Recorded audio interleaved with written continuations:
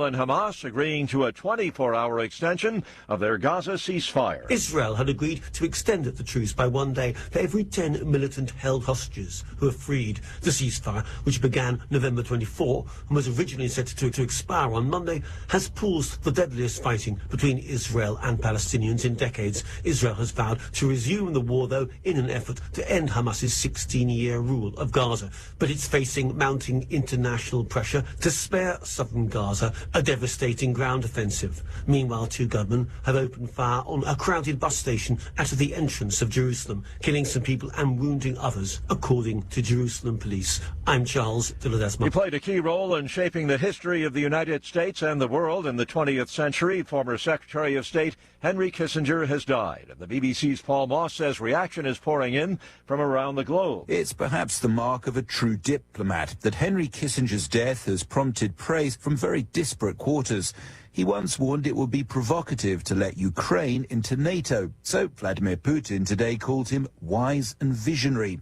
But Kissinger later said Ukraine should be admitted, and President Zelensky's spokesman lauded an outstanding figure. China called him an old friend. Tony Blair said he'd been in awe of Henry Kissinger. To his admirers, this will prove Kissinger's statesmanship, but to critics, a sign that he lacked any underlying moral compass. Dr. Kissinger was 100 years old. Inflation in the U.S. moderated a bit last month. Commerce Department reports that prices were unchanged from September to October. Unemployment claims climbed 7,000 last week, hitting 218,000. Dow futures are up 225. More on these stories at townhall.com.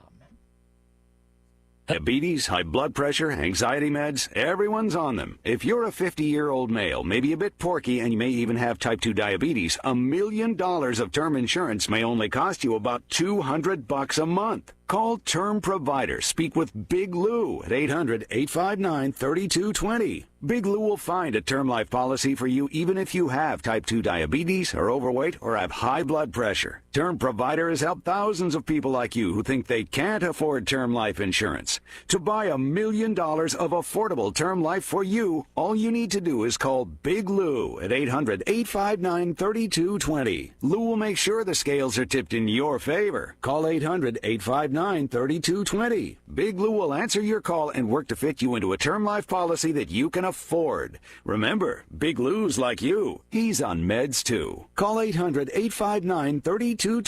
800-859-3220 or biglou.com.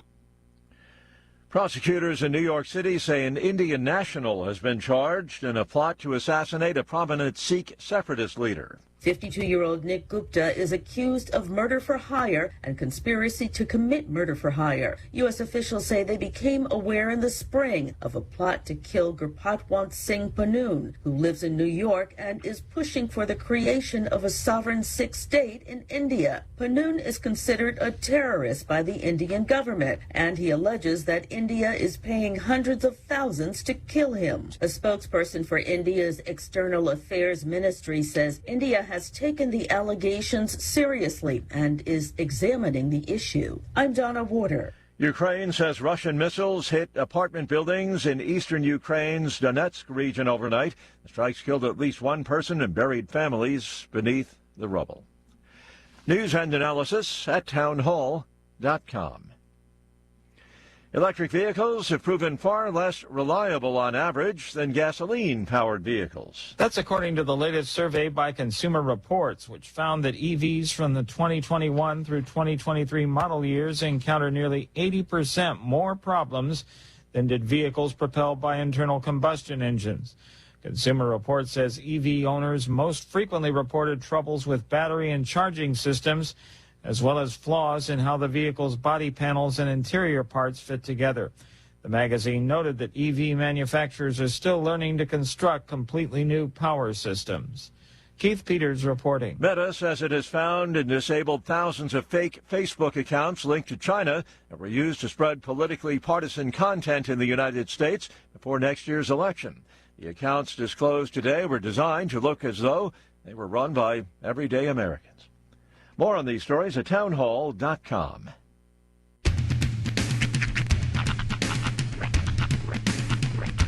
What in the wide, wide world of sports is going on here? I promise you, whatever scum did this, not one man in this force will rest for 1 minute until he's behind bars. Now let's grab a bite to eat. Yeah, come on. I feel the hot wind on my shoulder and the touch of a world that is older. I hit the switch and check the number. I leave it on and then I slumber. I hear the rhythm ringing through it. Flamenco guitar and cumbia music. I hear the talking of the DJ. The travel and what does he say? I'm on a Mexican radio. I'm on a Mexican radio. Broadcasting live from high atop the J.P. White Building in downtown Roswell, New Mexico. It's Mornings with Mike Winters on 106.5 Roswell's Talk FM. Is that what I sound like when I talk? Now, here's your host, Mike Winters. And good morning, one and all. Welcome to Mornings with Mike Winters. I am he. That would be me, Mike Winters. Happy Thursday, everybody. Right, and Governor. The Woolbo Eve of the Wool Bowl. Indeed. And a foggy Thursday to you, sir. It is thick as pea soup out there. It was pea soup thick this morning, and I made the mistake, because I had to drop the kids off, I made the mistake of driving up Country Club to Sycamore, the home of no streetlights whatsoever. Thickest fog I've ever driven through in my life, so I'm up on my steering wheel just trying to see through, make sure I don't hit like a antelope or something. Yeah. And I got a late start this morning, so it was close to 6:30 by the time I was driving home, or driving to home, work, my brain. You're home. Driving here, and I had a weird anomaly as I was driving. Oh, yeah? I was over around the convention center. Okay. And you know how they've got the Christmas lights up? Mm-hmm. Well, down by that end, they have the big snowflakes on the streetlights. Yeah. Yeah. Well, as I was going and driving there, the snowflakes went out. Whoa. Yeah, and I was like, oh. Like as you were driving by them? Yes. Ooh. And then I was like, that was weird. And but then they were still on as you got like down here downtown. So I don't know if that was like I caught a power surge, or was a timer on it on that end that isn't on this end that I just happened to go by at that exact moment. I'm not a superstitious person. Yeah. But if I'm walking or in an area and the street light right above me goes off, I'm going to start running. There's just something about that's just eerie. I don't believe in spirits or whatever, but that messes me up. I think we watched too many like Stephen King movies in the 80s. Or, there's other things too. Like remember that movie from the 90s, Urban Legends? Mm-hmm. That movie messed a lot of people up. Yeah. Still to this day, if I'm driving and it's dusk and I see a car with no headlights on, I'm not going to flash that car. Yeah. I don't care how nice it looks. That car is full of people who want to murder me. Yeah. And they're waiting for me to signal them to come kill me.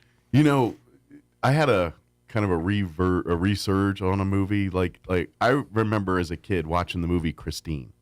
Okay. You remember that movie? I vaguely remember that movie. It's matter of fact, the star of the movie is the young man that plays the son in Back to School. Wasn't that the car? Yes, this one about the car. Yeah. But the human main character was the son from Back to School. Okay. He was also in Legend of Billie Jean, if you remember that movie. Vaguely, again. Oh, that's another classic. But anyway, he ends up buying this car, Christine, and then of course it's haunted. And go read the book or watch the movie. You don't. Futurama did a fantastic version of it, by the way. Yeah, but so I watched it as a kid, and I remember getting kind of, that movie scared me. Mm-hmm. I watched it like 2 or 3 years ago, again during with like the grown-up holidays. sensibilities. Yes. Mm-hmm. Wow. I mean, the movie's still entertaining because of a nostalgia factor, but boy, is it cheesy. It's cheesy, and that's the thing is, it's because your sensibilities have graduated. Yeah. You can't go back and watch Clash of the Titans now and take it seriously as like a piece of cinema, like when you've seen, The Kraken or whatever has come out in like the last 15 years. Right. Like, you know what I need to do now is go back and watch the movie Cujo. Because I remember as a kid watching the movie Cujo. Yeah. And I was so scared. Like, I don't think I've seen it since a kid. Because it was like, man, that was about the dog with rabies got me. I felt like it was too plausible, maybe, and that's why it always scared me. That movie, I never watched through. Yeah, because I had a dog that was taken out in a very similar manner, so to speak. Okay. It was basically my dog as a kid. Did your dog have rabies? I don't know if it was rabies or mange or what, but he was foaming at the mouth. My neighbor called the sheriff's office, and this is fun. So here's a fun memory from the 80s. Myself, my best friend Josh, and my friend Justin standing in my friend Josh's front yard as the sheriff pulls out a shotgun and shoots my dog in the face. Wow. Yeah. And then bags him up, throws him in the car, and leaves. Merry Christmas. It was actually like summertime, but it was rough. It was not a fun memory. All right, happy birthday. Warn me first. Right? Look that way, son. Or take the boy out to get an ice cream while this goes down, you know? But anyway. Sorry, I didn't mean to get dark on you. But I think I want to see that movie now in my adult brain and see if it looks like the scary movie that in my head it is, or it looks like one of those 1980s PSAs to try to get you not to do drugs or something. But do you feel like that damages the memory? Because, I mean, if you have this memory of it being so impactful and then you go back and you watch it, it was like kind of cheesy. Do you feel like that ruins it for you? Well, no, because I still enjoy it. Like, if someone said, you want to watch Christine? Yeah, it's fun. You know, it's just... I guess there's still that nostalgic factor. Like, even still to this day, I know the Friday the 13th, the original one, that one I remember seeing it as a kid and not going to sleep at night because I was thinking someone's under my bed about to can't sleep, clown will eat me. Yeah, and I know to this day it's just cheesy bad, but it's just, I don't know, it still evokes that to me. It owns that piece of real estate in your brain. Like, pound for pound, I know horror movie fans will get really mad at me for this, but pound for pound, I loved the first Blair Witch movie. It did all the things it was supposed to do for me. And I know it got that's again one of imitated those, and so it relegated its significance. But I hate to tell people, that movie set up a whole genre of you kids doing movies and things now because of that movie. The reason Citizen Kane is such a big deal is because of all the things that they did first. But that doesn't mean they did it well. That just means they pioneered the idea. Yeah. It's kind of but I think they did it well. Like with Blair Witch? Yeah, the very first one. They did, but they also left themselves open for a lot of parody. Well, yeah, but you know what? Those kids were I think they were low budget college. Oh yeah, no, it was. They're like, oh, thank you. We'll take all of your mockery because it makes us more money at the end of the day. Yeah, they really held kayfabe on that one, didn't they? Well, they did, and people were during that time in the early 2000s. Remember that movie came out, or 90s? I think it was late 90s. Actually. Late 90s, yeah. Yeah, because I was in the military, so it was probably like 97 when that came out, somewhere around there. But anyway, there were people actually going to Burkittsville, Maryland, looking around for these rocks and all that stuff. Yeah. By the way, they're in Florida. But spoiler. The only thing that was actually done in Maryland there was the filming of the town and all that, like at the beginning, where they're like of the documentary. Do you think that's why it hits you so close to home? Because it's based near your home base? Well, yes and no, because it's not near the part of Maryland I grew up in. Sure. That's up in northern Maryland. I didn't live near the mountain. But like, and this is different or this is like it for a different reason. But like with Breaking Bad, I'll watch it just to like locate, different areas. Yeah. Well, here's the cool part about it, and yeah, maybe Burkittsville is right there near Antietam Battlefield, Sharpsburg, all of that. It's a Civil War battlefield. If you have no idea what Antietam Battlefield is, but and so bloodiest day of the Civil War. So, and to be honest, it kind of fits with the vibe of the story a little bit. You know, there's a lot of death in that area in real life, and so it's the ground. Yeah, the grounds intrigued me a little bit. The grounds hold some significance. Yeah. But anyway, but by the way, Blair Witch 2, complete stink fest. That thing needs to be folded up, rolled into trash, and never to be shown in public. It's again. because they thought they had something with the first one. So that confidence. They had money, and they put money into that second one, and the money did not help the movie. The money made it worse. Here's the thing. You either have no money, and it looks amazing because you shot it for no money, or you have all the money, and it looks amazing because you spent so much. Anywhere in between, it's not going to look right. Yeah. Well, I would argue Clerks is another one of those instances. I think if you did Clerks, the very original Clerks, in a more higher produced movie, it wouldn't be as funny. Right. I don't think it would be as funny. No, it needs the black and white. It needs the subtitle cards. Yeah. I mean, all those aspects of it kind of make it its own thing. Yeah, I think if you had a big budget on that movie, it would be dumb. The fact that you didn't hire somebody, for Jay and Silent Bob, you just did it yourself and you hired your best friend. Well, I point to you, Jay and Silent Bob Strike Back. That's what would happen to it. Hold on. It's a funny movie, but it ain't Clerks. You and me are going to go fight in a field. It's a funny movie in its own way, but it is way not cooler than Clerks. I don't know if I believe that. I feel like Clerks had a certain, if you got it or you didn't. Okay, yes. By the time that Jay and Silent Bob, it was just placating to rubes. And Clerks established the universe, and it had a lot. It had a lot to pull. Yeah. I would argue that in the Viewers universe, Mallrats. Oh yeah, is the best. Yeah, Mallrats is also one of those you either get it or don't. Exactly. Right. I would even argue Chasing Amy a little bit. Chasing Amy, but again, that's very niche. Yeah. Chasing Amy and Dogma are both kind of like you're going for a specific demo. Chasing Amy's geared at 18-year-old boys looking for girls.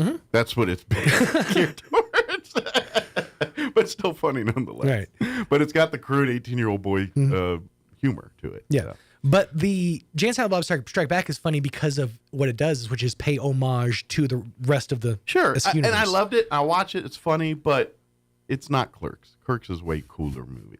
Met. Let me give you the rundown for today's show. We're going to replay some interviews this hour next. Earlier in the week, we had Becky Joyce from Healthy Kids Chaves County join us, along with Kim Meeks, who's the RISD Food Services Director, and Shelley Montgomery for the Dexter Food Services Director. And we talked about some things they've got going on, some initiatives, food in schools, and all kind of stuff. So some good information there. We'll play that for you in just a bit.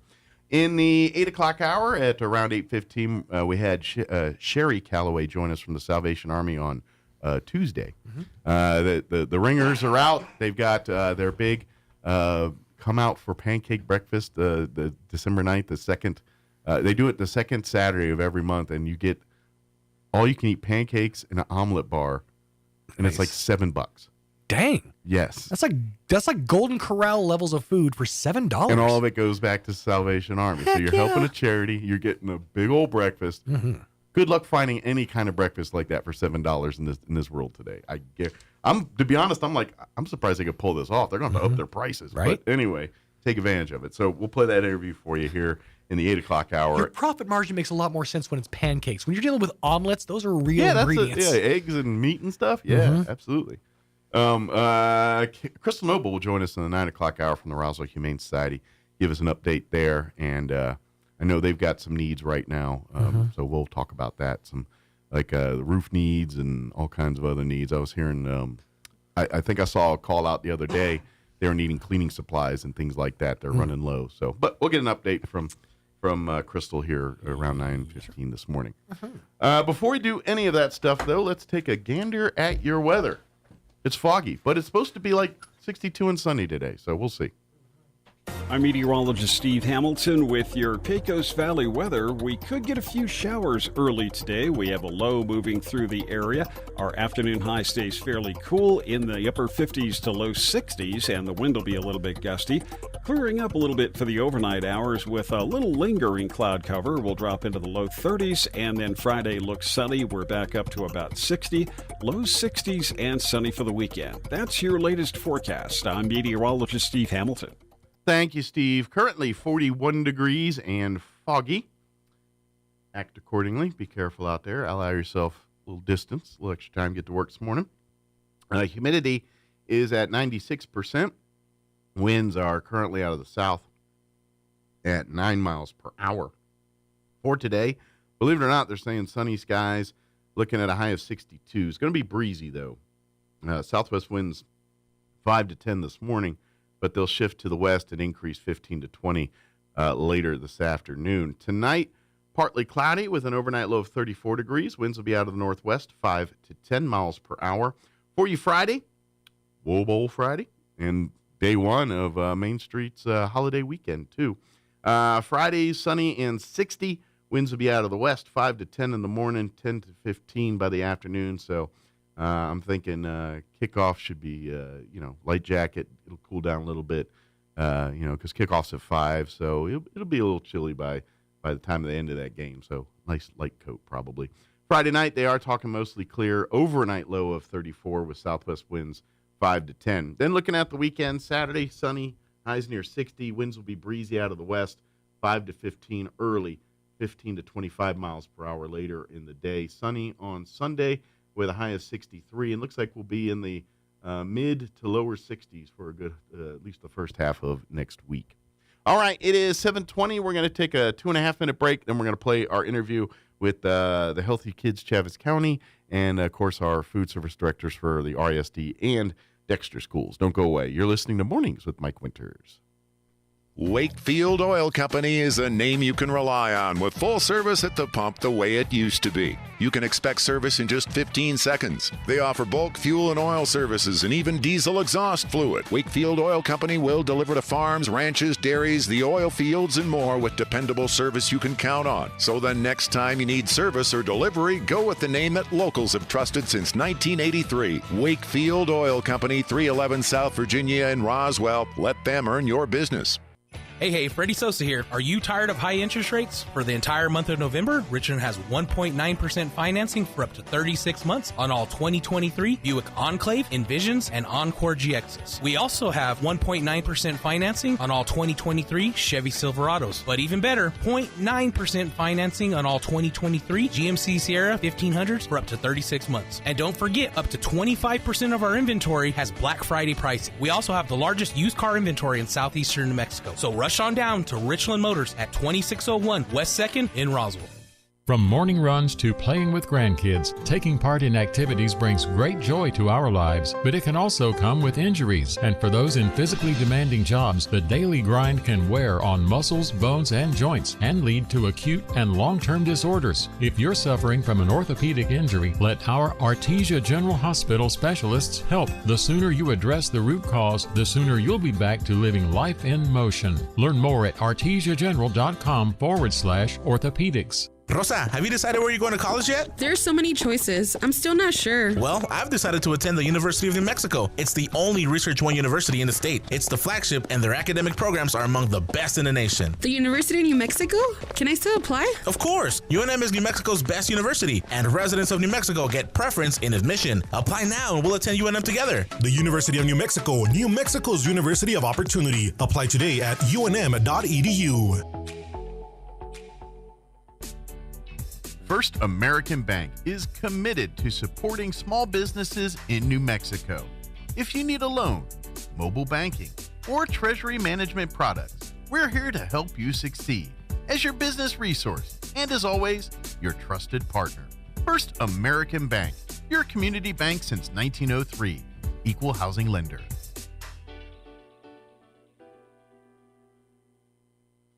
Here's a Mornings with Mike Winters fun fact. Elephants use these skin folds on their bodies to crush mosquitoes. Mike Winters uses his to hide M&Ms. Here's Mike Winters. Joining us. And good morning. It is 8:24, and joining us in studio this morning from Healthy Kids Chaves County, Becky Joyce with us. Good morning. Good morning. How are you today? Pretty good. Good. And then we have, you're head of the Food Services Department. Food Service Director. Yes, of course, Kim Meeks for the Roswell Independent School District and Shelley Montgomery with the Dexter Schools. Yes. They're the head of basically they're the ones that make sure the menus and every child is fed in the RISD and then Dexter respectively here. So good morning, ladies. How are y'all today? Good morning. So I guess you're back to work. You had a little bit of a break, Our Thanksgiving, y'all are on your own, but now you're back to feeding them here. Now everyone's back to school and everything here today. Yes. So. How was y'all's Thanksgiving?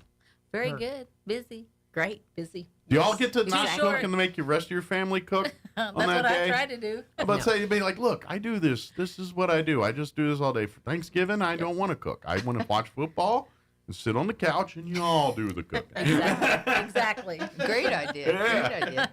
Well, I'm sure that didn't work out. But anyway, before we kind of talk about what we talk about, kind of give folks, Becky, just a little background of what Healthy Kids Chaves County, for folks that may not know. It is part of, it's actually I guess you'd say a subdivision of the New Mexico Department of Health. We're an initiative of the Department of Health. Yeah. And so What we do, we go into the schools and teach about nutrition and healthy eating and physical activity and trying to fight childhood obesity in New Mexico. And so, because it's a big problem here.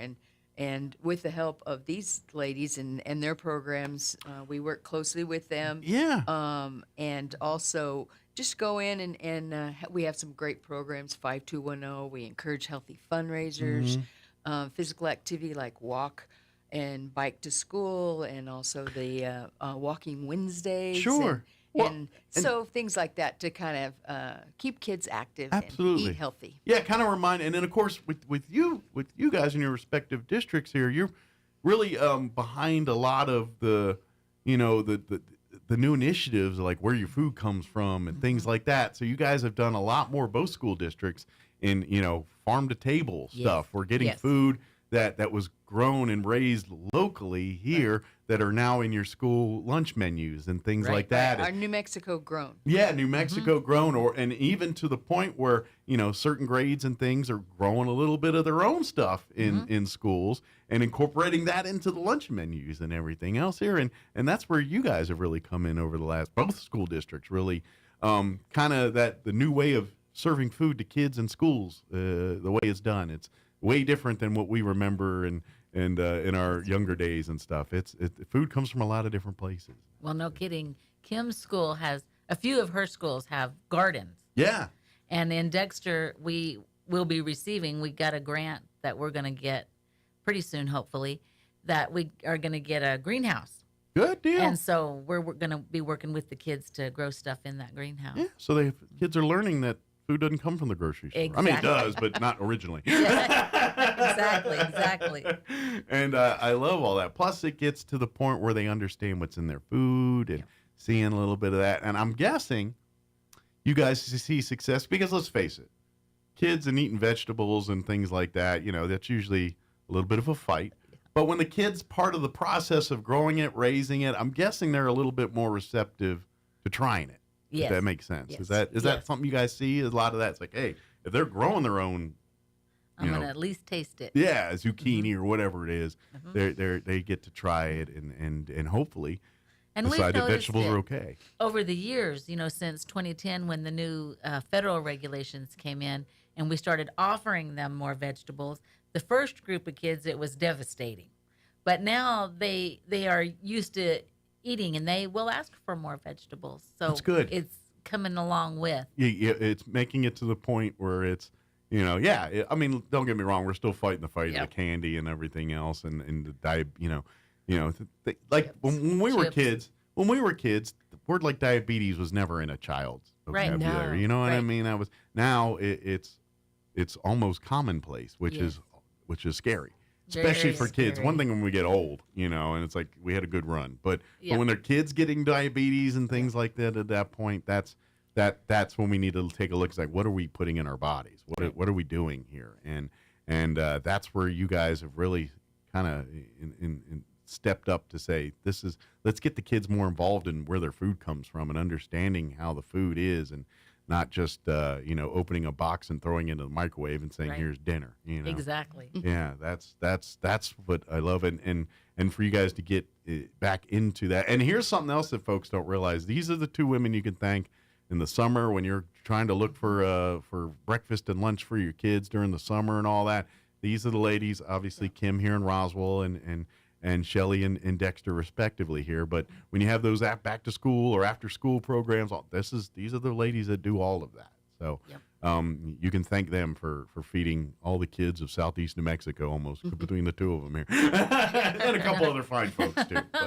But so we want to get people and families involved, and I'm guessing, and that's really where Healthy Kids comes in, because they learn a lot of this stuff in school, and you want it to go home. You want the kids to rub off on the parents a little bit. We're a little bit more set in our ways and tending on what we eat and like and don't like. And sometimes your kids are the ones that kind of educate the parents on some of that stuff too. Right. And it's all because of what you guys do in the schools and all that. And so this is it's a win-win for everybody, where we might, this generation might, because we always have, generations of people, and you look at lifespans getting longer, and now we're not seeing that number growing anymore. We're seeing it go back the other way. And maybe this generation of kids in school now, because of stuff like this, can get that back to the trend of reversing, people living longer, not shorter. And, right. That's that's it's what we're hoping for. Yeah, and this is what we're talking about. So please, when your kids are talking about doing this stuff in school, and be a part of that, as parents. Okay, you don't like Brussels sprouts either. I get it, but work with your kids on some of this stuff, and let's reverse this. So hopefully, they're the generation that is grabbing carrots and celery instead of cookies and pie. Yeah. At least try it. At least try it. Yeah, Yes. absolutely. And obviously with cooking and things, and you can attest this. There's so many different ways to present foods that we like and that we love and want to eat, but we can do it in a way that's much more healthier. We can still eat pizza. We can still eat these things. We just do it in a way that is, not so unhealthy to us. Well, and that's exactly right. And that's where parents sometimes get confused, because they'll say, oh, y'all are serving pizza. And yes, we are. But it's whole grain crust. Mm-hmm. It's low-fat pepperoni, low It's sodium. not processed food. It's yes. real foods.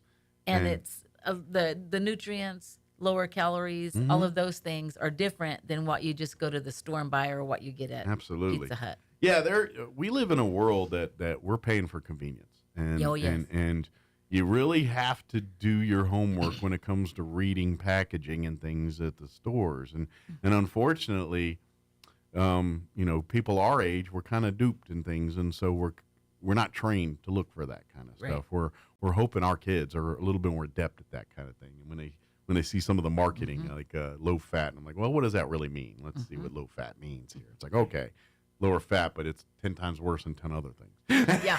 Well, all the food that's served to the students, it has to meet the regulations that we have to follow.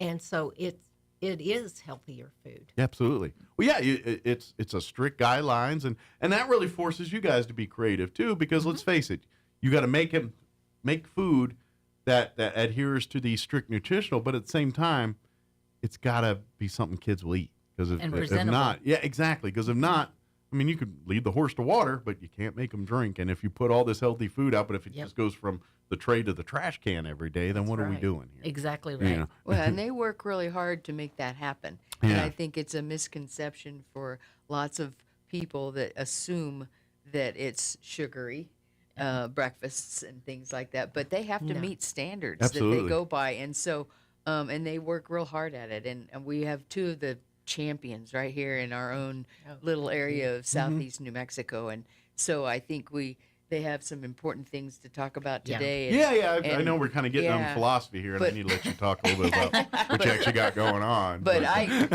we applaud them both. But we have fun. We both enjoy, what we do, and enjoy working with the kids. And, programs like Becky's and the New Mexico Grown gives us a chance to work a little closer with kids and get their input, and to go into the classrooms and do, the taste testings and all that stuff. So we do have fun with it. Absolutely. And, introducing new items. But we couldn't do our job without Becky and Paula. Yeah. And that's they're amazing. Yeah, you guys are the ones doing the work here, but she's the one helping with getting some of the initiatives and getting some of the and supplies. And also, turning people on to the concept of what you're talking about here and doing this. And them being educators, anytime that we have, you have to do an education piece with this, well, we call them, we need the education piece or that part, and we couldn't do it without them. Well, it's a partnership. Obviously, the kids are under your care for a good hunk of the day, between at school with teachers and everything else, but the lessons learned have to be done at home too. And that's where I think Becky and Healthy Kids really are that transition with home and school. And so, you guys are in the schools encouraging this kind of, behavior and skill set.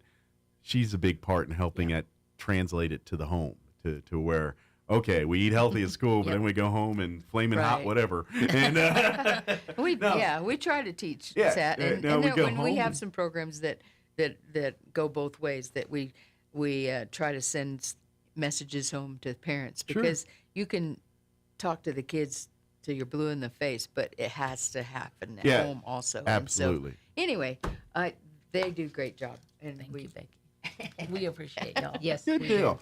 But we got some things coming up here we want to put Yes. on people's radar here. So I'll kind of turn it over to you and let you guys talk a little bit about that. We are hosting a session on Thursday night. Okay. At 5 o'clock at Roswell High School. Okay. And it is to learn about Senate Bill 4, which was passed during the legislative session this last A year ago here. Yes. Okay. Talk a little bit That is about what correct. this Senate bill involves. Healthier food, and Okay. also every student eats free. Gotcha. Breakfast and lunch. Our students at both areas have eaten. They get to eat free no matter what. Yeah, because we guys have been ahead of the curve on this one Correct. a little bit, but now it's going statewide here. Correct. So that part doesn't really change anything with us. And really, we have been feeding our students healthy meals. Yeah, this is since just I know. business as usual for you guys Well, for the and most part, but it is to get the parents on board and understanding what's going on. Yes, and behind this bill, so to kind of really understand what it means, is we get paid a certain amount for students, a higher amount for students that are on, let's say, food stamps. Okay. Homeless. Gotcha. Some kind migrant, of government assistance. that kind Correct. of thing. Okay. We get paid a higher amount, and it's $4 and some cents. 33. But on the other end, the kids that don't get any assistance, we only get paid 40 cents. 40 cents per tray. But they eat the same for amount that of food. It's the same exact tray. So what the state has kind of stepped in here and said, we're going to make up that difference for Good, you, good. which is going to mean that we don't have to pay out of our pocket. Yeah. Or not our personal, but the cafeteria programs to balance that out. Well, and that's just it, like you said, because I'm thinking in theory they were thinking, well, they're going to rely more on the person that's on more assistance is going to rely more on the free food programs where other family. But that's not the case anymore in schools. No. You come to have breakfast, all the kids come to have breakfast. Right. It isn't, okay, those paying go over here, those not paying go over here. That's not, they come in, they all go through the same Everybody door, eats. they grab the same breakfast foods, and they go sit in the cafeteria and eat it just like everybody else does. So why should be different numbers on each of these? Exactly right. You know? And it doesn't make any kid feel any different than any other kid. Sure. Now, most of Kim's school do breakfast in the classroom, and my elementary does breakfast in the classroom. And so they just go in, get their breakfast. And Yeah, it's just part of how they start every day. Every It's day. part of the normal routine, and it should be funded that way. Yes. And they're calling them listening sessions, and there's going to be a representative from the governor's office and also from PED Okay. that's going to come and talk more about this and what it means. They've also put out $20 million in grant money Okay. that every school that wants to could apply for something, because what we're trying to do is improve. So if you have, need new stoves or Sure. new whatever, you can apply for that money. Good. And so I'm sure for they're some gonna spread cases that it's around. long overdue for some of these school I'm districts sure. and things like That's that. correct. So that's a good thing that they're investing this money in here. And so it probably behoove you, especially if you got family, kids, you probably want to come to this meeting on Thursday so you understand what's going on in your classrooms and how the sausage is made here, so to speak, and but also learn the funding and what's going on behind that. And Yes. and it is your taxpayer dollars that are at work That's here. right. So see what they're doing with it, and it sounds like they're finally getting this right after, you know what I mean? They're finally saying, you know what, why didn't we? Because to be honest, this should have been an issue we resolved years ago. Well, I mean, when it exactly, comes and to feeding kids in schools, it just should happen, And it's, two separate things, because USDA is federal and now this is going to be state. So it is nice that the state want to kind of gets behind us and give a little support that way too. Absolutely. Absolutely. And what I love about it, it really encourages, the menus to kind of update and change too, because now you're going to get, you have been, but you're going to continue to see more local flavors in your thing. Exactly. It's not the standard meals that we all see at every school the pizza on Friday. All of us, we grew up with years of it. They have the tray and the pizza, and everyone knows it, whether you're in Maine or in California, it's the same. And so now it kind of changes that up a little bit. It's like, oh, no, I was in New Mexico. We had things with green chili for lunch. We had things that we have at home for, we had our diet menu are consistent with what we eat at home and what we do. It's not always the same square pizza or the same chicken or steak and cheese sandwich or whatever. Right. It's not that same one. No, it allows for more, and that's what part of this bill allows for more culturally relevant foods. Absolutely. And they've been doing that. Yes, and that's what I'm saying. Kids in southeast New Mexico have been enjoying that already. We really have. The rest of the state's getting on board here. Right. And a lot of it, so I'm guessing you two and some others are probably using you guys as the example here as the one. This is it worked here. This is how it's going to work in the rest of the state. So, but we want to come. True. Yeah, we want to get families to come out to the meeting on Thursday at Roswell High to learn and be understanding of what some of this is going on. In the little theater, right?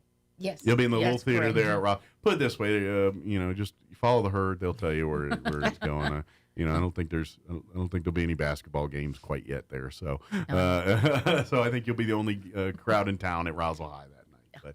But come on out and please, if you have kids in the district, please come and listen to this. It impacts especially younger kids, where they're going to be, in at least another 8-10 years of being in the school system here. You need to understand what's going and by the same token, hopefully take what the school's doing and incorporate that in your own home. While the kids are learning these lessons about the vegetables and things, take it home. Let your kids be a part of the cooking.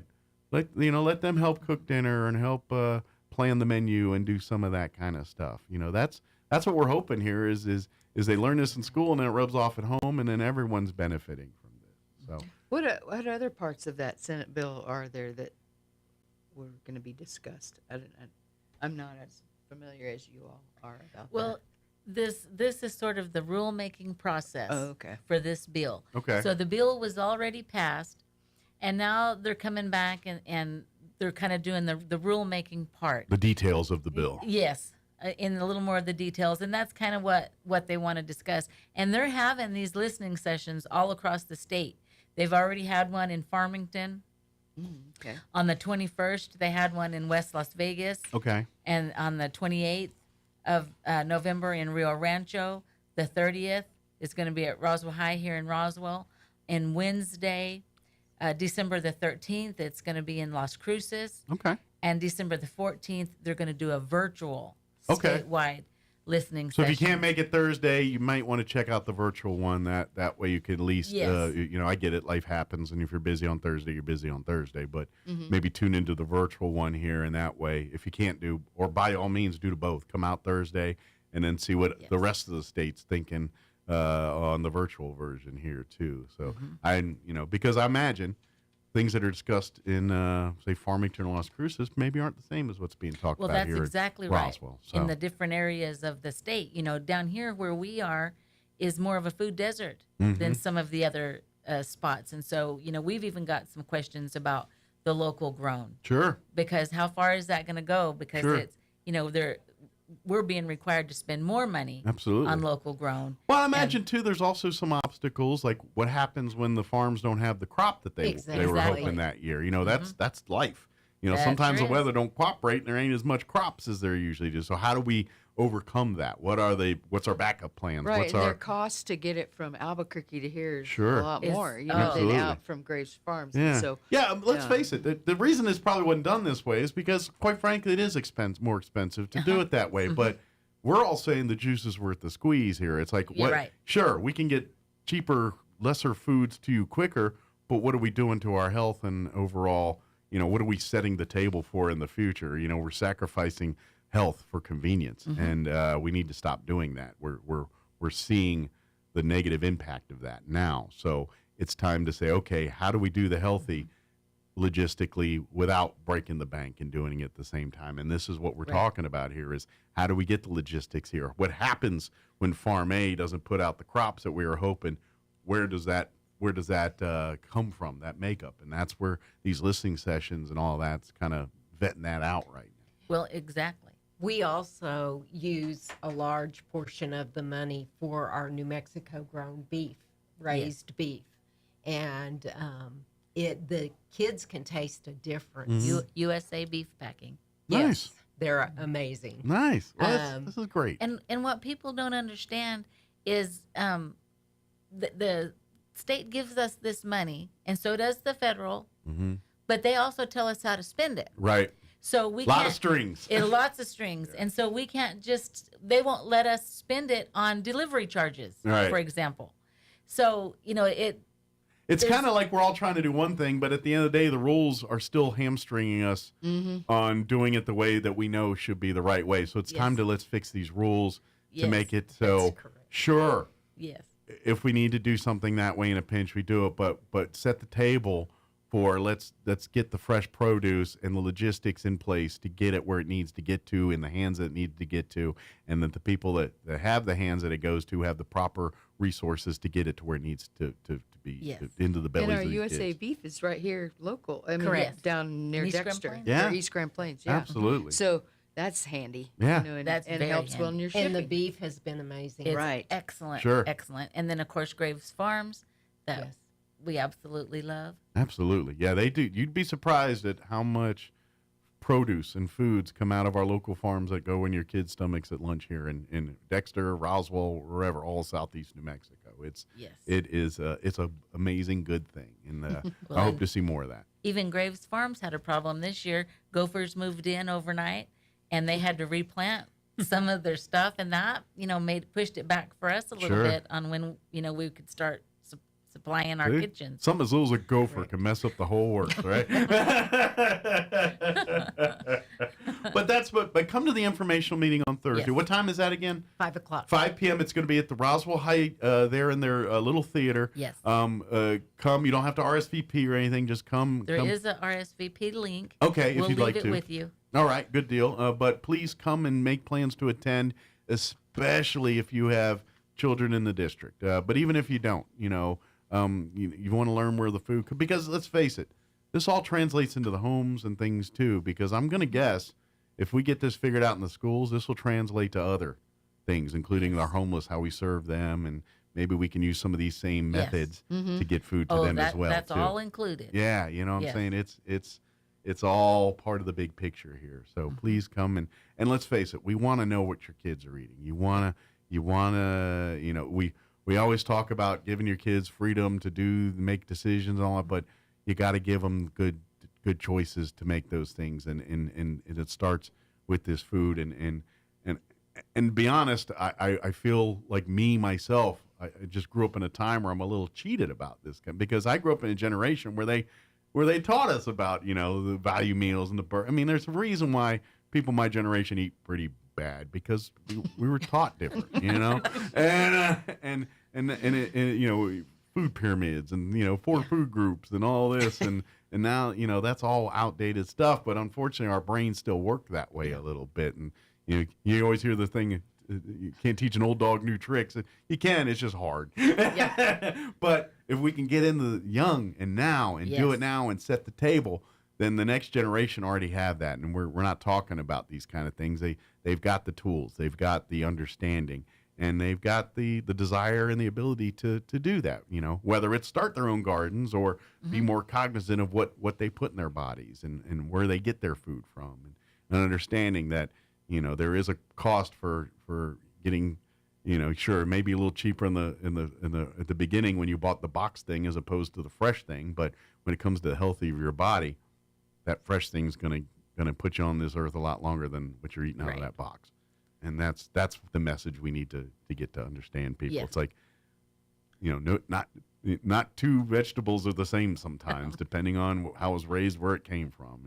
Well, and it's important for the community and to understand the reasons why Kim and I and the food service directors across the United States do the things that they do. You might not understand, but if you'll come to one of these sessions, you'll understand, and then you'll think, oh, now I know. You see the picture. You understand what we're talking about. And understand how their day is. I mean, they start really early in the morning to make this all happen. every single I'm school sure it's a day. dance. Like Yeah. it's Yes. a very elaborate, Right. highly skilled dance that happens in every single school, every single day that's serving meals. Exactly. And my school's small enough. We don't have as many of the obstacles, I'll say, as Kim's school does, Mhm. because she has a central kitchen at a high school that was not built for that. Right. No. And if they get off, I used to work there. If they get off 5 minutes, it messes up the entire day. Wow. It's that And down to it's- that. Yes. Yeah.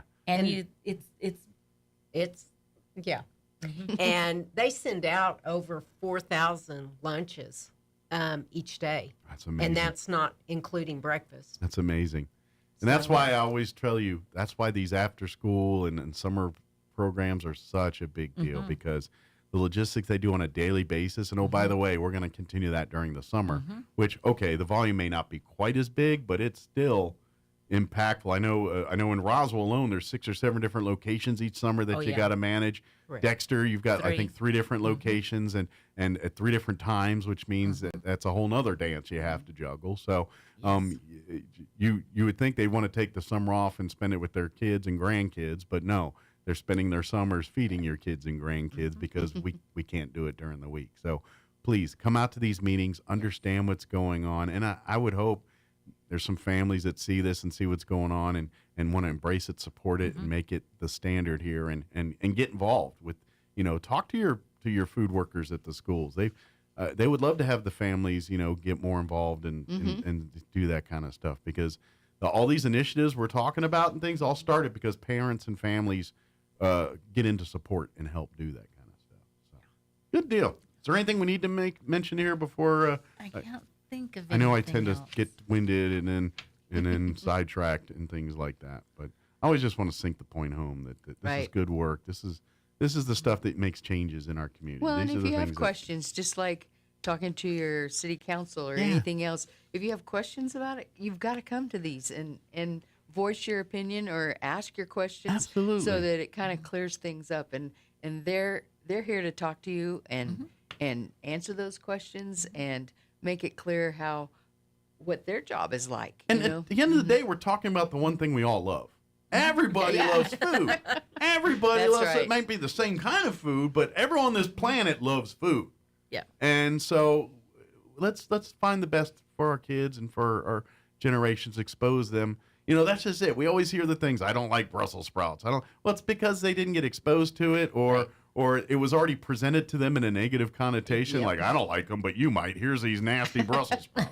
You know what I mean? And of course they're going to be like, oh, mom and dad aren't going to eat it. I'm sure not going to like this, And so it's learning and presenting it. And by the way, Brussels sprouts are delicious. You just got to find a way to cook them that you like them. Like I've had certain Brussels sprouts, I'm like, ooh, but then I've had other people prepare it like they use some kind of vinaigrette or something in there, and I was like, oh man, very good, yeah. that was a 10. Now I'm on team Brussels sprout. But if you just throw them in the pan and say, here you go, I'm like, all right, now you got to put some seasonings on this thing here. But that's just it. I think a lot of people would love food once you understand seasoning and how to do it. And I think that's where you guys come in and teach. It's like, okay, all right, you don't like this big thing of kale, but when I do this to the kale, this now it's all of a sudden something you want to eat, and that's what we're learning here. And so come to the meeting and learn about some of these initiatives and learn, how the food's being delivered, how it's being made, and what we're wanting to do with it next. And get you as families involved and on board on that kind of stuff, and maybe even helping out when we have our special events and things, and there's parents, helping to make sure the food's, kids are there for the food and all that. This is the future. This is the stuff that sets the table for the future for our families and our kids and our schools. This is what we're talking about here. So please get involved. Reach out to Healthy Kids if you want to get involved. If you as a family want to get involved with things, like I was talking about, they come to the meetings. Well, sometimes mom and dad need to lead by example too. And so when the kids come home excited from school talking about exercise or a program or, hey, they're giving us free passes at the aquatic center or whatever, take advantage of these kinds of things. That's right. That's the stuff. Get involved with the kids. Go be, granted, I get it. There's certain food you like to eat. It's like, I don't care what you tell me. I'm not giving up my ice cream. Still have your ice cream. Yeah. But let's say, maybe after each ice cream, go take a walk. Yep. Or That's we right. go hit the gym. And you I think can most swim. every elementary school in Roswell and Dexter also all have walking programs within their schools where they encourage parents to come and walk with them. Absolutely. On a Wednesday or a Friday. A little or more whatever. bonding time. You know, check with Absolutely. your elementary school, but every one of them have a program to help. Well, do and, that. and all that helps cement that importance of physical fitness That's for your right. kids too.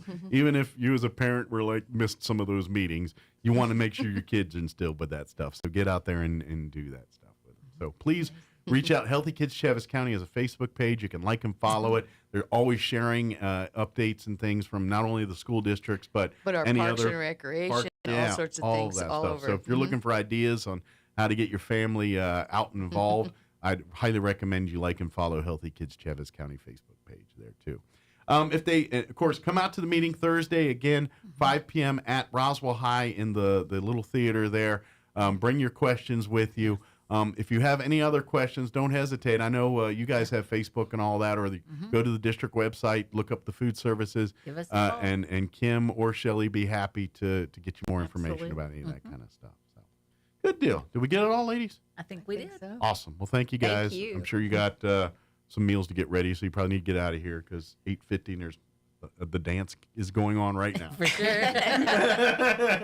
So I'm sure you need to go do your parts in it. So thank you guys for coming. Thank you. Thank you. Appreciate you. Anytime. And by the way, yeah, if you're talking about all the amazing food and things that are going on at these two ladies here in southeast of Mexico, the odds are these two ladies are responsible for it. So when you see them out and about, give them an attaboy.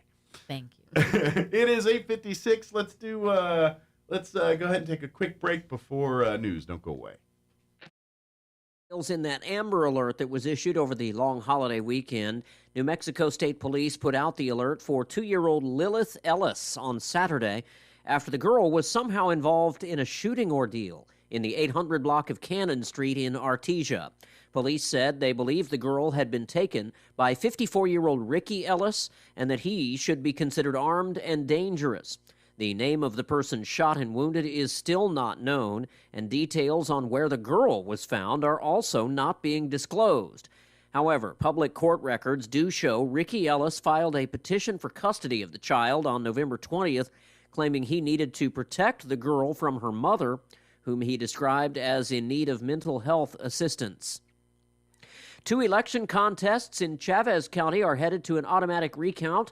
County Clerk Cindy Fuller said Wednesday that votes received by John Teal and Harry Lewis Wesson, who were among 4 candidates vying for 3 seats on the Lake Arthur Town Council, will be recounted. And good also, morning. Vanessa Sanders and James Salas, who were among 5 vying for 3 seats on the Dexter Consolidated School Board, will also go to a recount. Under state law, an automatic recount is required when a canvassing of the election determines the margin between the 2 candidates who receive the most votes is less than 1% of the total votes cast, or when the number of votes separating those candidates is 5 or less. You're up to date. I'm Jared Sorello.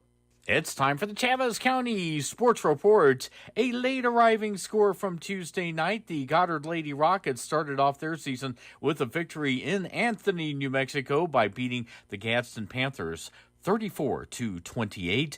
Goddard will be back in action kind of in the same area. They'll be playing in Deming on, tomorrow at 5:30. So a lot of road travel for the Lady Rockets this early in the season. NMMI begins its season against Tatum tonight. That's a boys basketball game. The Tatum Coyotes defeated Gateway Christian Tuesday night by 1 point to start off Gateway's season. And you've got Tuesday night basketball as well for the Hagerman Bobcats. They defeated Mescalero. They lost to Mescalero by a score of 80-69. The Sports Report brought to you by DSI. Call DSI for all your office technology needs. I'm Eric Butler at Roswell's Talk FM 106.5.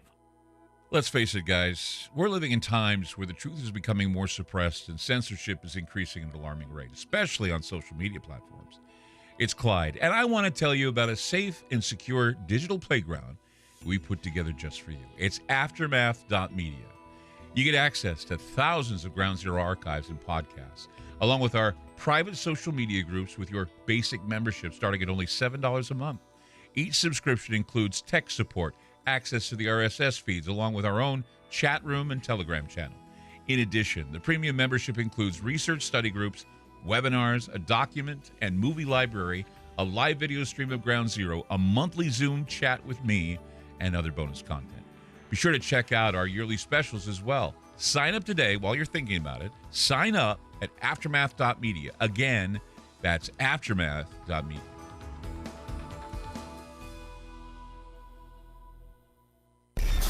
Your home for Sean Hannity in Roswell. 106.5 Roswell's Talk FM, KEND, Roswell, New Mexico. Today, New York Republican George Santos could be kicked out of Congress. Accused of misusing campaign funds, he insists he has done nothing wrong, but he may be expelled nonetheless. If I am to get expelled tomorrow, I will be number 6 in the history, the first Republican and the only one without a conviction or without being part of or without having committed treason. Santos has been indicted on charges of campaign finance fraud. Israel and Hamas have agreed to a 24-hour extension of their Gaza ceasefire, now in effect for a 7th day. More hostages were freed by Hamas yesterday, including an Israeli-American mother of 3 whose husband remains in captivity. Israel also released additional Palestinian prisoners. As the truce was extended, terrorists struck at a bus stop in Jerusalem. 2 gunmen killed 3 people, wounded 6 others. The terrorists died in a gun battle with Israeli security forces. One of the most consequential figures of American foreign policy in the 20th century has died. Dr. Henry Kissinger, former Secretary of State, was 100 years old. The Federal Reserve's preferred inflation measure cooled off a bit last month. Prices were unchanged from September to October, down from a 0.4% rise the previous month. Compared with a year ago, prices rose 3% in October, below the 3.4% annual rate in September. It was the lowest year-over-year inflation rate in more than 2.5 years. Correspondent Jeremy House. Ford says the 6-week auto workers' strike cut sales by roughly 100,000 vehicles, costing the company $1.7 billion in lost profits this year. Watching Wall Street, the Dow is up 259 points, the NASDAQ 36 points lower, and the S&P is 2 points higher. More on these stories at townhall.com. Here's an important message from the Diabetes Solution Center. Do you like pricking your fingers to test your blood sugar levels? No one does, but it's important to maintain your health. And now, by wearing a small remote device called a continuous glucose monitor, or CGM, you don't need to prick your fingers anymore. It's easy to use and helps you make more accurate diabetes treatment decisions. If you are testing your blood sugar 3 or more times daily, injecting insulin, or using an insulin pump, call the Diabetes Solution Center right now. And if you have Medicare or most major insurance coverage, you may be able to get a new CGM at little to no out-of-pocket cost. Shipping is free, and we'll even bill your insurance company for you. If you are testing your blood sugar 3 or more times daily, injecting insulin, or using an insulin pump, call the Diabetes Solution Center right now to learn how to end the painful finger sticks and get your own continuous glucose monitor, or CGM, at little to no out-of-pocket cost.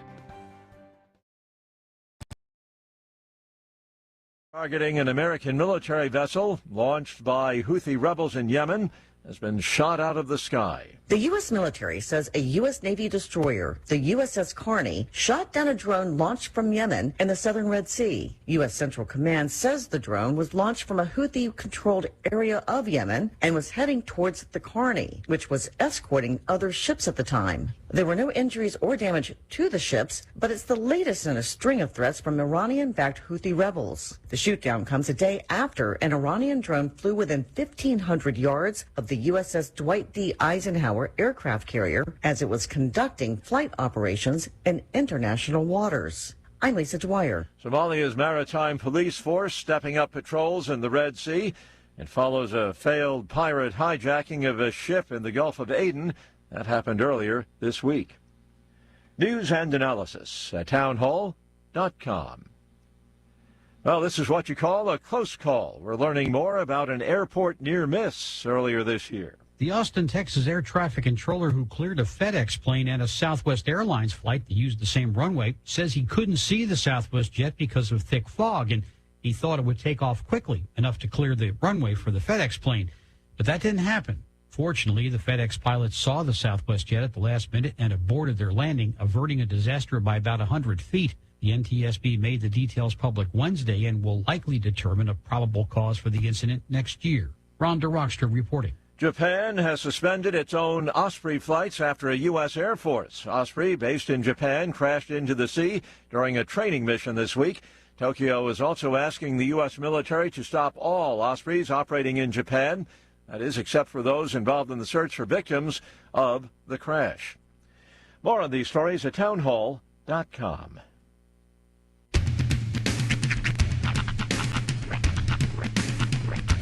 What in the wide, wide world of sports is going on here?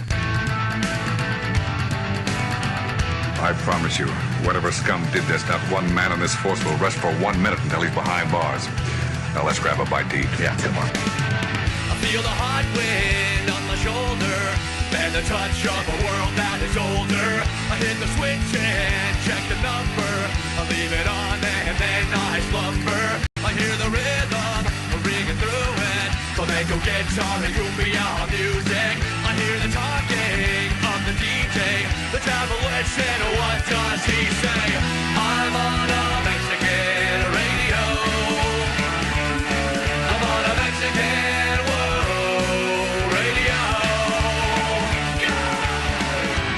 Broadcasting live from high atop the J.P. White Building in downtown Roswell, New Mexico. It's Mornings with Mike Winters on 106.5 Roswell's Talk FM.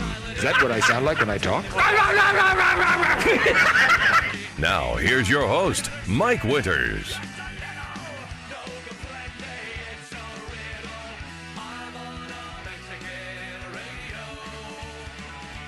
And good morning. It is 6 minutes after 8 o'clock. Welcome to our number 2. This is the Deuce of Mornings with Mike Winters, right here on 106.5 Roswell's Talk FM. Happy Thursday, everybody. It's been a long time since you hear a good Dragnet reference, you know? This is the city. I used to follow, like, the setup at my house when I was a kid. My parents and I shared a room, but it was like separate sides, but we also shared a TV, and they would fall asleep. So then I'd wake up at like 3 a.m. and turn on Nick at Night, and it was always when like either My Three Sons was ending, and it would go into Dragnet, and so it would always be that "This is the city," and that's what I would like fall back asleep to. Right.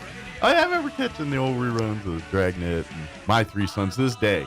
The whole with the tapping of the feet, it's ingrained in my head. There was I really can't remember a whole lot from My Three Sons. No, I remember. But I remember the jingle so much. More than the show, anything I remember from, I remember a commercial for the show on Nick at Night where they changed the lyrics of the song. Oh, really? And the only lyric I remember was, "This is our dad. He makes us food." Yeah, it was. I remember watching it all the time, but I couldn't remember any storylines or anything from the show. It was never really. That's the thing with like those old school sitcoms. It was just like, we're just going to get to air. We're not going to do anything shocking or provocative. Well, and I just remember that because as a kid, that's what we watched, because you only had 3 channels back then, and usually the channel 5, which was pre-Fox, you know, when it was turned into like for me growing up, channel 5, but it was the network that was before it was Fox. Ours was 2 and then 4. Yeah. And literally every morning, you know, after the cartoons wrapped up, you know, I'm watching I Love Lucy, My Three Sons, Andy Griffith, Phil Silvers. And then like 3 in the afternoon, it'd be the old Superman. Oh, really? The OG Superman. I remember catching that on one of the channels. That's one of those where it's like, we know the kids are coming home from school, so let's put something on that's about 3 o'clock a and all little that. more kid-centric. Oh, yeah. I that's what I grew up to. Okay, there was a show when I was a kid that was on, and I only remember it was on Nick at Night for like 1 or 2 seasons, but it was called Wait Till Your Father Gets Home. Oh, yeah. I didn't watch a lot, but I know of it. Again, just from the theme song, I remember it. But yeah, that was one of those that was a big part of my growing up. I'm trying to think, there was the Donna Reed show was another one they would crowbar in there. Yeah, Donna Reed is actually the entire reason Nick at Night existed as a sub-network was because they got the whole back catalog of the Donna Reed show. And that started it? Well, and I think it made that show more popular. Like, oh, yeah.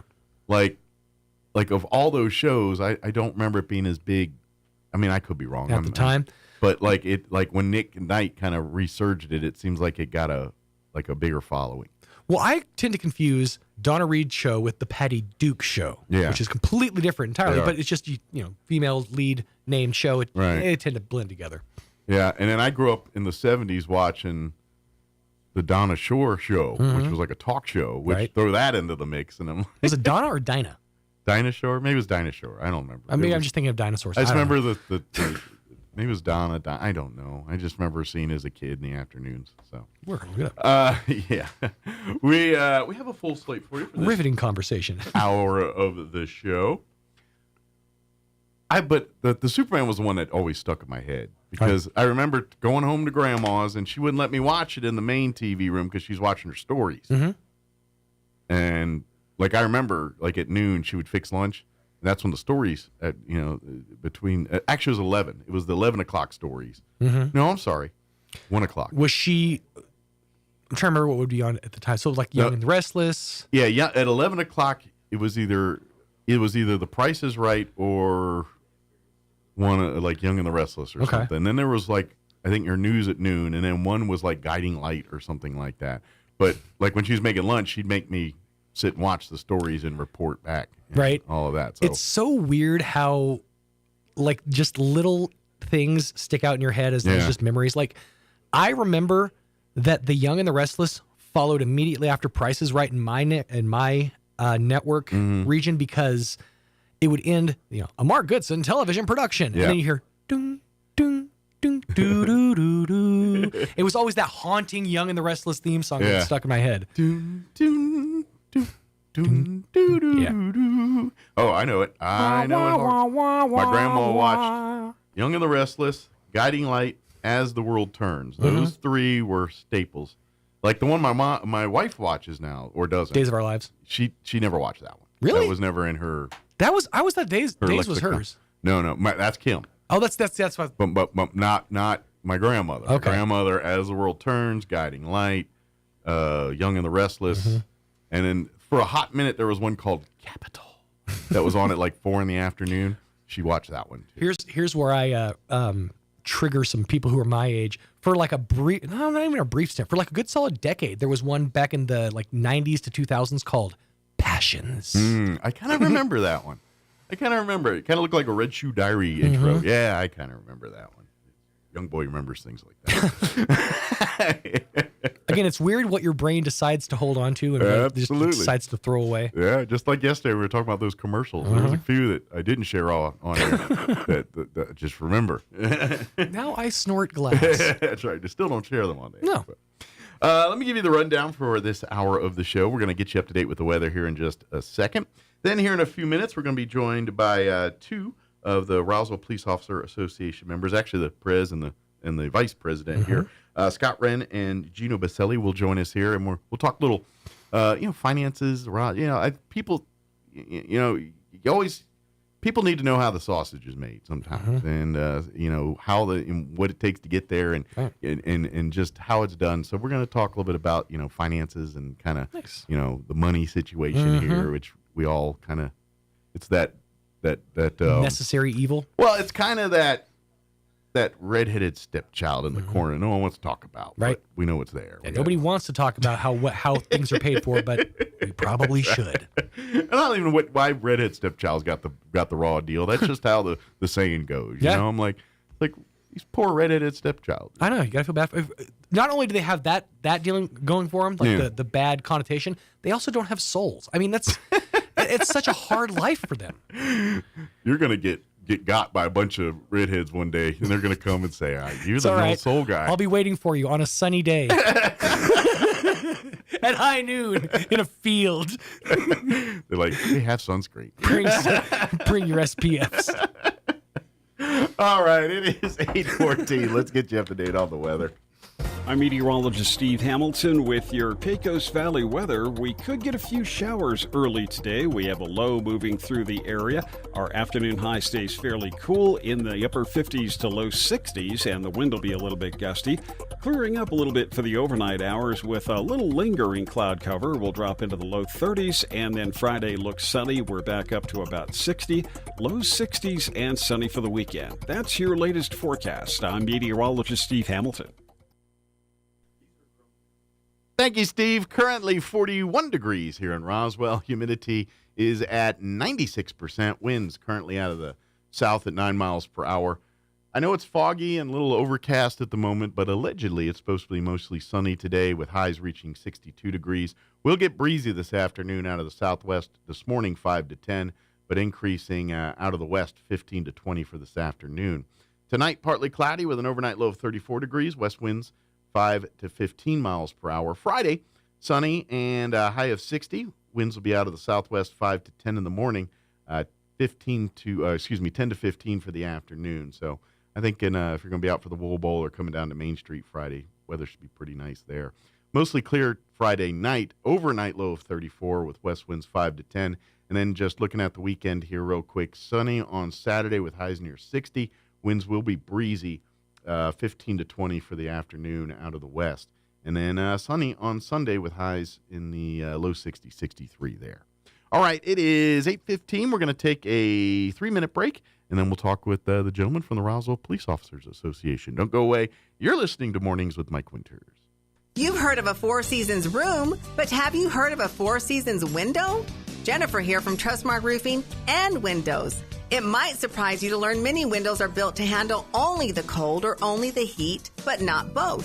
In Southeast New Mexico, one or the other doesn't cut it.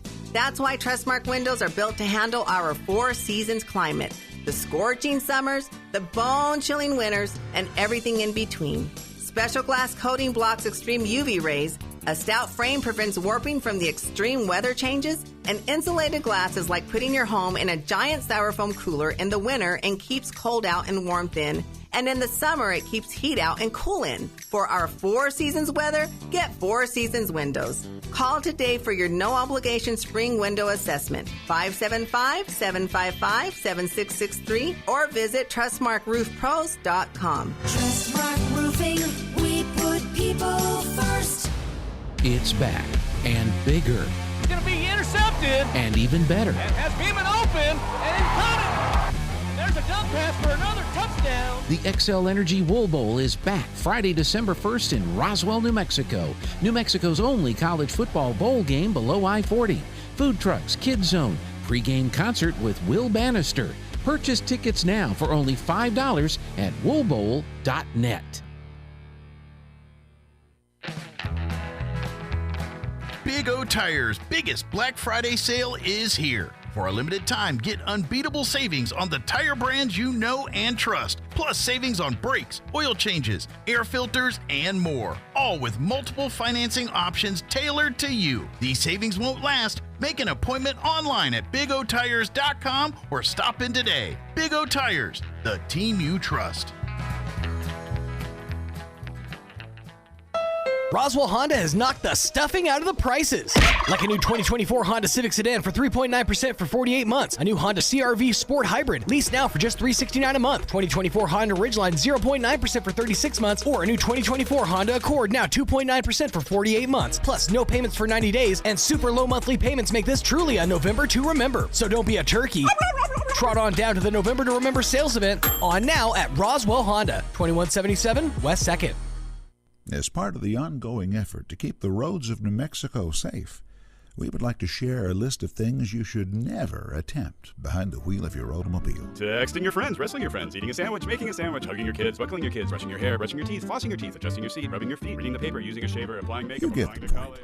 A large number of car crashes occur when the driver is doing something other than driving. Drive safe, New Mexico. Paid for by the New Mexico Department of Transportation and aired in cooperation with the NMBA and the station. Here's a Mornings with Mike Winters fun fact. U-Haul is the world's largest advertiser in the Yellow Pages. Too bad millennials don't know what the Yellow Pages are. Here's Mike Winters. And good morning. It is 18 minutes after 8 o'clock, and joining us in studio this morning from the Roswell Police Officers Association, we have Scott Baselli. I'm sorry, Gino Baselli and Scott Wren. I got him. Just like the guys there. Good morning, gentlemen. How y'all doing today? Morning. Good deal. So you guys are president and I guess vice president, respectively. Which one's pres? Which one's? You're president. Pres and vice president. Okay. So let's first off, before we kind of get into everything, just talk about what the Roswell Police Officers Association is. Talk a little bit about what you guys do for. I'm going to guess like a union or support group for law enforcement. Exactly. Right. That's exactly what it is. It's a union. Kind of talk like what responsibilities, like what are the things that it's kind of the duties of the Police Officers Association. So there's a few things we do. We negotiate for better benefits for the officers. Gotcha. We also represent during disciplinary hearings. Gotcha. So kind of a lot of the just basically like what a union does, protects looking out for the people here. So let's talk a little bit about that. Is it a fight generally for you guys when it comes to negotiating time, or is it pretty like kind of give what the atmosphere is like when it comes to when you guys have to fight for benefits for officers? Well, over the years, it's definitely changed. Depending on who's in the administration, gotcha. Kind of, comes and goes. But, absolutely. Every time there's a new administration, there's going to be new policies in place. That's just what happens. For the most part, it's pretty civil, especially with our administration. We work really well with each other. Now, when it comes to negotiating and money gets involved, that's obviously a little bit more difficult. So there's some challenges there, but generally, it's usually pretty civil. Gotcha. Now, do you guys just represent the Roswell Police Department, or do you cover all law enforcement in the Roswell area as far as representative? How does that work as far as the union goes? Yeah, no, just the police department. Just the police department. So I guess each entity has their own basically union or correct. Yeah, each agency has their own union. Gotcha. And then normally we're represented by a larger association, which right now is the Fraternal Order of the Police. I would imagine you all work in concert with each of the other officers associations, because I'm pretty sure you're all fighting for kind of the same things. Maybe different needs in different departments, but overall the mission's the same. Yeah. We bounce ideas off each other, but we pretty much work independently. Gotcha. Okay.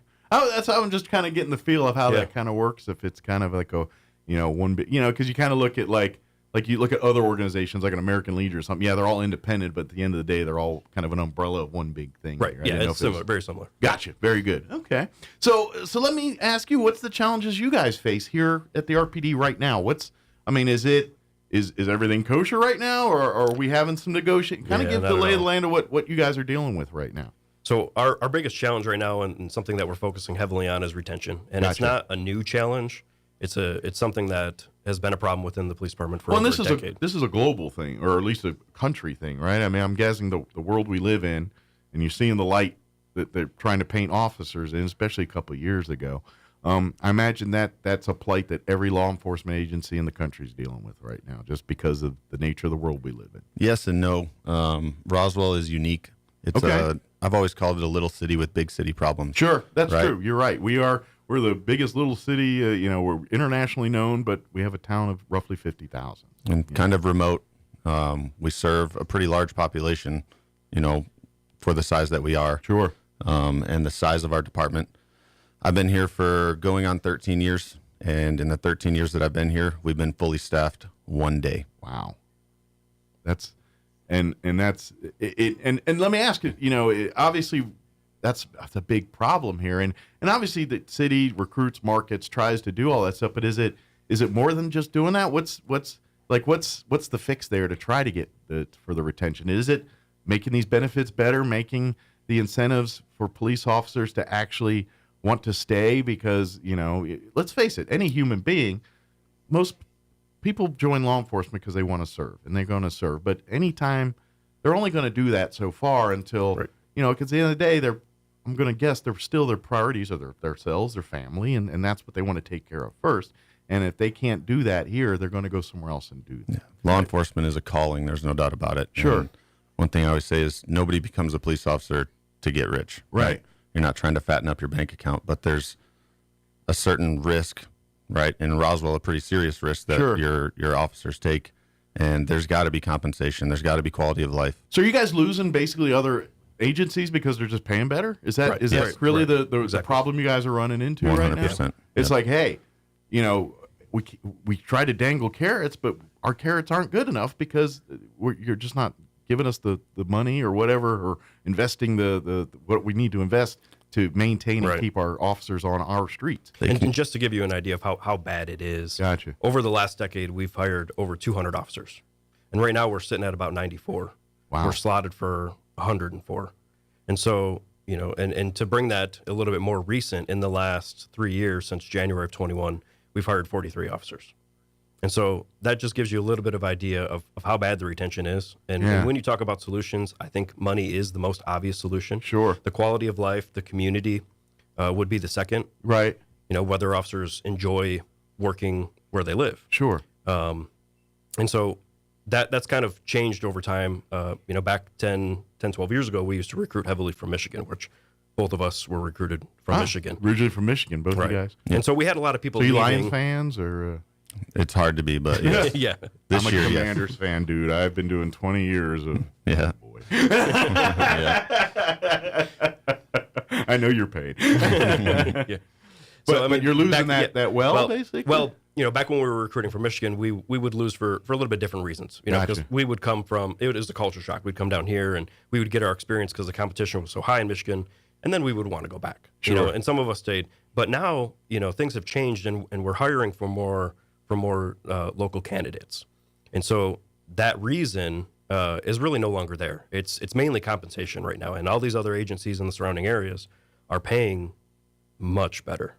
State police just got a hefty raise, and they're asking for an additional 15%, and their goal is to start out between $38 and $48 an hour, and we're down around 20. Wow, that's almost half. Right. That's you can insane. go, you know, to Hobby Lobby or Sam's Club and make almost the same amount of money after taxes as you can. And let's face it, the role of a state police officer versus a Roswell police officer is a little. I'm not trying to compare danger to danger here, but the, you know, state police get involved in certain things. Roswell police, they're, you know, like, you're not going to generally see state police going to people's houses and things and doing stuff in the city. Very often, it's going to be a Roswell police officer doing that, and so the workload is much different. Exactly, that's what I'm trying to point out. I'm not saying one's more dangerous than the other, but you're doing probably twice the workload as a Roswell police officer than you are as a state police officer. Very conservatively. We actually have some stats on that, and Scott will tell you. But we're a very, very busy department. So somebody that comes and says, "I want to get in law enforcement." Oh wait, less danger, less workload, more money.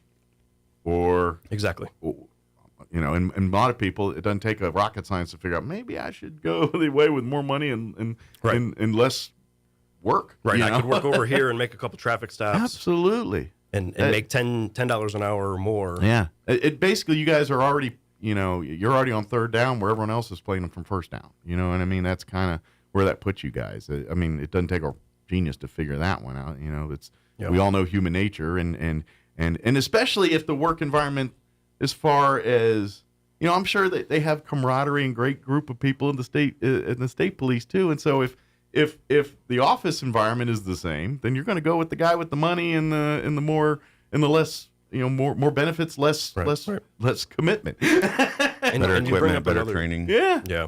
And you bring up another good point about that is, you know, we are much busier department, and with the high turnover, most of our patrol officers have less than 2 years experience. So it's a big disservice to not try to keep these officers to gain experience and further training. Well, that's what makes better police officers. I mean, yes, you guys go to the academy, and there's a lot before they, in essence, put you on your own, so to speak. It's generally about a year to 18 months before, from date of hire to the date that they're released on their own. Sure. In their patrol car, responding to calls independently.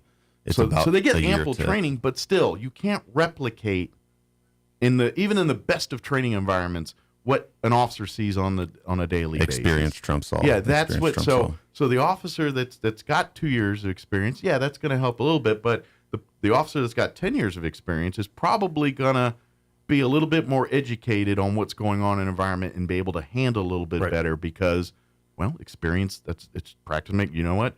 You know.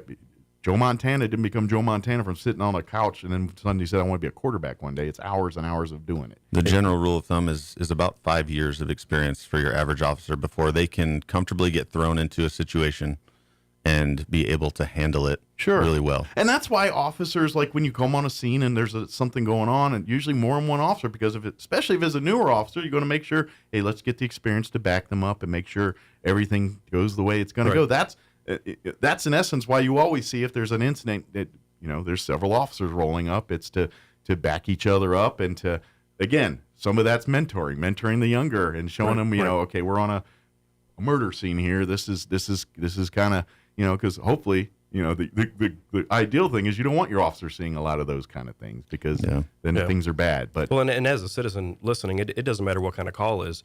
You're going to want an experienced officer, whether your car got broken into. Absolutely. When you need someone to come out and investigate that, or your neighbors, your neighbors are fighting, or whatever the case is, you got into a traffic accident, you want an experienced officer that's going to come and handle things properly. Absolutely. And if we don't do something to keep the officers here in our communities, rather than training them to go serve other communities, you're going to keep getting a turnover of inexperienced officers. And that's probably the biggest bite, is you'll send all these people to the academy, like you said, they're in for a year, and then the carrot gets dangled and they go elsewhere. That's right. So we just spend all this time and money to train them, and then they and to be honest, the other department gets the win-win, because they didn't spend all the money. Exactly. Sending them to the academy, getting them ready to become a full-fledged officer. Absolutely. And now we're left holding the bag. We just spent. Right. I'm going to get just ballpark. What does it cost on average to train an officer? For the first year, from date of hire until they've reached 1 year of service, which is going to include, obviously their salary for the entire year and benefits and the cost to get them through the academy and equipment, I've been told about $100,000. Wow. That's a lot of money. Right. And so on paper, we may look that's like, per okay, we've officer, got some, by the way. Exactly. Yeah. And on paper, it may look like, okay, we're not doing too bad. We've got people filling the boots. But if we're constantly turning over and getting inexperienced officers, they don't get a chance it's not the same. To season, to get better, exactly. to become, the soup's got to sit on the pot in the stove a little bit longer. You got to let it, give. That's why soup's better the second. It's the same philosophy here. It really is, and simplifying it down a little bit. But yeah, the officers need that, and now they got the 1 year of experience, and now they're going to go and if that's the trend, then you're never going to get ahead. And I'm going to guess that's probably why, like you said, in 13 years of your experience, you've never seen the department fully staffed. One day. Or one day. Yeah, one day in 13 years. That's insane. Yep. So, and most people know generally how a police department is comprised, right? Mm-hmm. You got your chief, and then it goes all the way down to your rookies, your new hires. Patrol is the heart and soul of every police department. Sure. Sheriff's office, state police, it doesn't matter. Patrol is the largest division at the police department. That's where most of your soldiers are, basically. Those are the first responders. Those are the ones that are going to all the 911 calls. Right now we have in the mid-30s, I think it's 33 to 35 officers on patrol. Of those 33 officers, we have 3 different shifts: days, swings, and mids. Covers the 24-hour period, right? And we have about 5 officers on each shift on average every day. So 15 to 17 officers in a 24-hour period.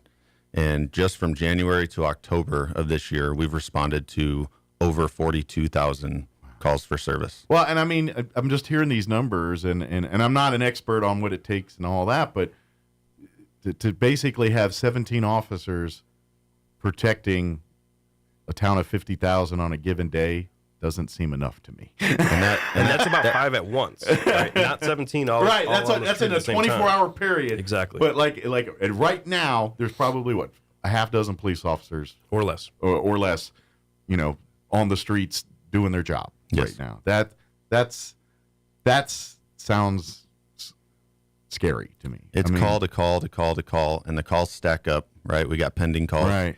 So you got fatigue that sets in too for these 5 officers that are working, right? They're going call to call, and inevitably it drops the quality of the service that the people are getting from police officers that are worn out. And then on top of that, the morale has decreased drastically. Well, absolutely. If they're going to be doing this day in and day out, they're like, screw this, I'm going to the next department. Exactly, especially when you're told that there is going to be no step increase. Yeah. And your COLA was presented at 1%. There's no light at the end of the tunnel for them either, Yeah, you're right.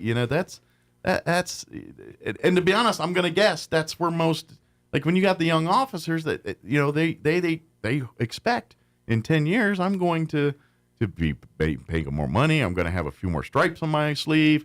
I may be, specialized in something else or a detective or something. They hope to be higher than they were year one out of the academy. And if there's no real incentive to do that, then why should they stay here? And that's, to me, it's really setting the table for failure. So just to get back to numbers real quick, in you guys' opinion, what would be the ideal number of officers for this town to adequately, not even luxury. I'm not talking just like to be efficient at the job. How many officers do you think they should be having on the streets at any given time in this town? For each shift? In your opinion, yeah. 8. We have 6 districts that we cover in Roswell. We split the city up, right? Gotcha. Adam through Frank is what we label them. Okay. Minimum staffing should be 1 officer per district. Okay. And then obviously you have a supervisor, a sergeant for every shift.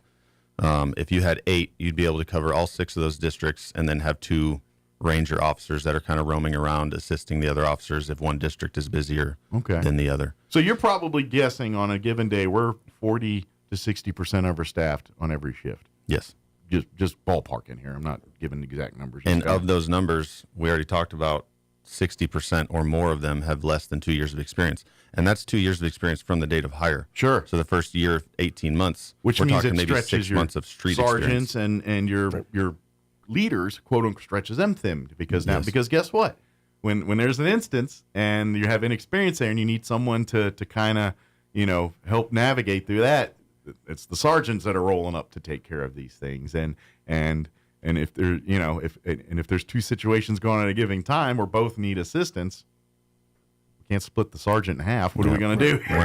We're not omnipresent. Exactly. So, we're just trying to paint a picture here and give reality here. You're going to hear, and I get it, politicians, they've got budgets they got to do, and they've got to balance and all that. But what we're saying is we can balance the budget, but we need to invest more time, energy, and money into our law enforcement, or we're going to be in trouble because we're losing it quickly. And we've been on a steady decline, and it's going to get nothing but worse, especially as other departments locally and other agencies locally step up their game. That's going to put the Roswell Police Department in a complete and utter hole, and in God forbid, in unable to do the job. Right. Yeah. By the week, we're losing more and more people, and we understand that there are budgets that need to be followed. Sure. And we're not demanding, this astronomical number immediately. Right. But what we are presenting is that there is a retention problem, and we're trying to make that as obvious as possible. Sure. And bring awareness to it so it can be budgeted in for next year. Sure. It needs to be made a priority. Kind of talk like just a little bit. I know we're kind of talking philosophy here, but as the officers agency, like what would be like nuts and bolts, concrete, the first 1 or 2 things you'd like to see them do like today to fix it up? Well, the cost of living increased by 8.7% reported by the raise the Labor would be Board the of big Statistics. Right. first thing. They gave us 1%. Wow. 1%. And the step increase, we have a compensation plan that's 20 steps. Okay. So at the end of every year, beginning of every year, that December, January timeframe, we receive a 2% increase. Okay. Not much, but it happens every year. And that was taken away this year as well. Well, and then the cost of living's gone up crazy over the last couple of years here. It has. Go buy a Happy Meal. See how much that costs you. Right. So our paychecks may not literally be less, but they're worth less, right? Sure. Because now our buying power is less. Yeah. And I would imagine you're finding Roswell police officers are struggling to find homes to live and or to rent or places to live because, quite frankly, they can't afford it. Unless they're pulling in 2 incomes, they got a spouse that's pulling in a decent income. It's probably hard for a Roswell police officer, especially right out of the academy, to get a place to live. It is pretty tough. And recently I've heard that there are officers that are actually really struggling. Wow. Like overdrawing with counts, maxed out credit cards, trying to maintain food on the table for their Hey, can I ask you a quick, children. and it's related but not related. Is there a place where Republic can help some of these officers? Is there a fund or something that people can donate to help out? Yeah, we have a separate, so the Roswell Police Officers Association has a separate, entity called the Roswell Police Officers Assistance Okay. Fund. And with that, we use that for representation for certain things. Gotcha. And that's what we do to fundraise. I imagine you spend a lot in need. legal fees for defending officers, more than you should have to. But it also probably falls in that if they do come in financial, where they need some financial assistance at home, then this is where they. That's what that's for. Yeah. Good deal. I had a battery go out on my van a couple of years ago, and it was between paychecks. So I called up to the president at the time, and they wrote a check for $200 so I could replace the battery. I'm glad that happened, but I hate to say this. It's sad that a man of, I'm going to just cut it in half, say 6 years on the force at the time, can't afford a battery between paychecks. That's the struggle is that real. shouldn't happen. That shouldn't happen. Right. These are careers. These aren't summer jobs that they're, you know what I mean? They're going back to school. These are men and women that are supporting families with this stuff. And you've got to make it to where they, especially for the work you're asking for them. I mean, let's face it.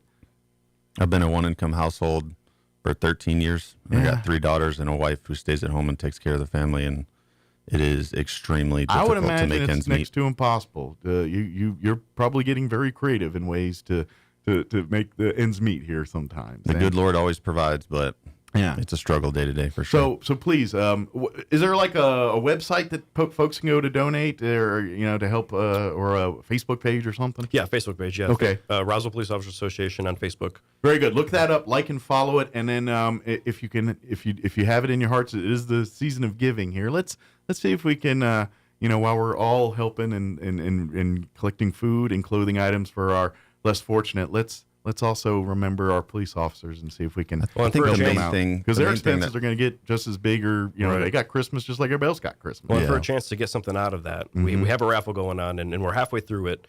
But we have two drawings left that include 6 different guns and about 3 different gift cards. Nice left. So if you're interested in a raffle ticket, you can also reach out to us on Facebook. Gun raffles are arguably the most popular thing in this part of the country, and I'm just going to go on a limb. Law enforcement people are probably pretty good at picking guns. Just saying, they know what they're talking about here. So I'm going to guess those guns are probably top shelf good guns. Just a hunch. And just to be clear, I mean, the purpose of us having this conversation, we love the support from the community. Financial support would be incredible. Sure. But the main reason that you want to make here sure that is the city's doing what they're supposed to be doing. We want to hold our city officials accountable. Sure. We want the public to come in and require and ask that they take care of the public servants. Absolutely. Not just police officers. Fire departments experiencing the same issues. Blue collar workers are experiencing the same issues. So really the public is reach out to your city councilors, the people that represent you, and ask the questions. Make them ask the questions at city council. This 1% COLA is not just for the police department. It was citywide. Yeah. It was citywide. And I understand there's budgets, there's things. But back to your point at the beginning, Scott, was that we're on an island. We're a town that of 50,000 that have amenities that no town of this size normally has. The airport, the jail, the waste. I mean, we really run like a city much bigger than what we actually are, just because of location and the notoriety of being Roswell. That just attracts more people than Podunk, Georgia, or wherever. Per capita, compared to Albuquerque, we're one of the most violent cities in the state of New Mexico. Which blows me away too. That's and it's very isolated. Your average citizen might not even realize how violent it is. It's really isolated to different pockets, and a small percentage of the population causing 90% of the issues in the city. Yeah, and that's kind of it's. You're right in the fact that there's parts of this town, and then, like you said, most people don't even see it, but there's parts of this town that you go into that you're like, wow, am I still in Roswell, or is this Beirut? You know what I mean? It really does, where like you said, and that's where, and again, if all your officers are concentrated there, what happens when something at a different end of town happens? And we get complaints about traffic complaints. Yeah. Vagrants walking around causing issues. Your officers are tied up in other parts of the city, and they're not able to respond to those things. And I'm guessing with the influx of the homeless population and all the other variables that are going on right now, that, again, more strain on the department here. It falls on us. Yeah. And so that's what we're talking about here. So please, reach out to your city councilors. This is the kind of stuff, make that known to the people that represent you, and make them have these conversations in our city council meeting, and make them find a way.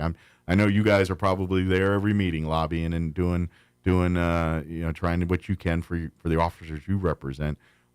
Sometimes the public voice added to that will carry a lot more weight. Exactly. So, Yeah, that's the most beneficial thing you can do is call your city councilor and ask them what they're doing to solve the retention problem at the Roswell Police Department. But in the meantime, if people want to get nuts and bolts, want to help, please reach out. Go to the Police Officer Association Facebook page, and if you make a donation or something, that would be, because even if we get them overnight to do this, it's not going to fix these needs for these folks right now. So let's try to help them out too. So that's the thing. So just she was curious. Is the how big is the association? Is it just the officer? I mean, how do you have a bunch of officers, soldiers that go out and do stuff, or how? I'm just kind of getting an idea of your footprint. We've got a good membership.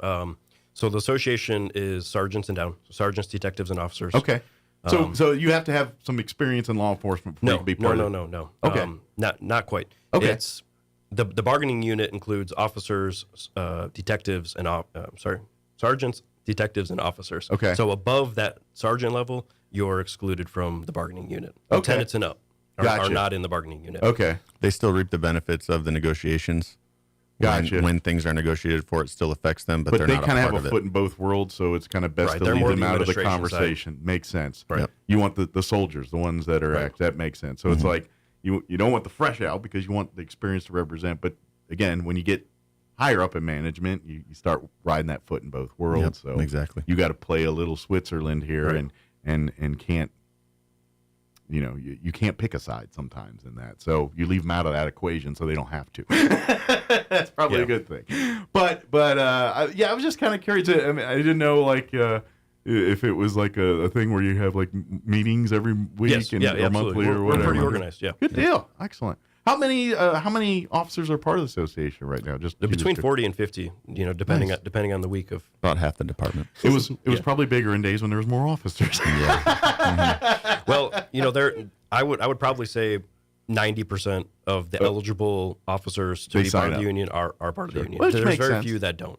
Well, and I'm gonna guess, just taking a stab here, that some of these folks feel like they're not supported, and so they're gonna, hey, I need some support here. This is the one entity that's got my back right now. Yep. So I imagine that's a strong selling point for them here. We'd like to get to a point where you guys you can focus more on cookouts and things like that instead of making sure people get paid and make sure they have the barely keeping our head above water. Yeah, nice. exactly. Here too.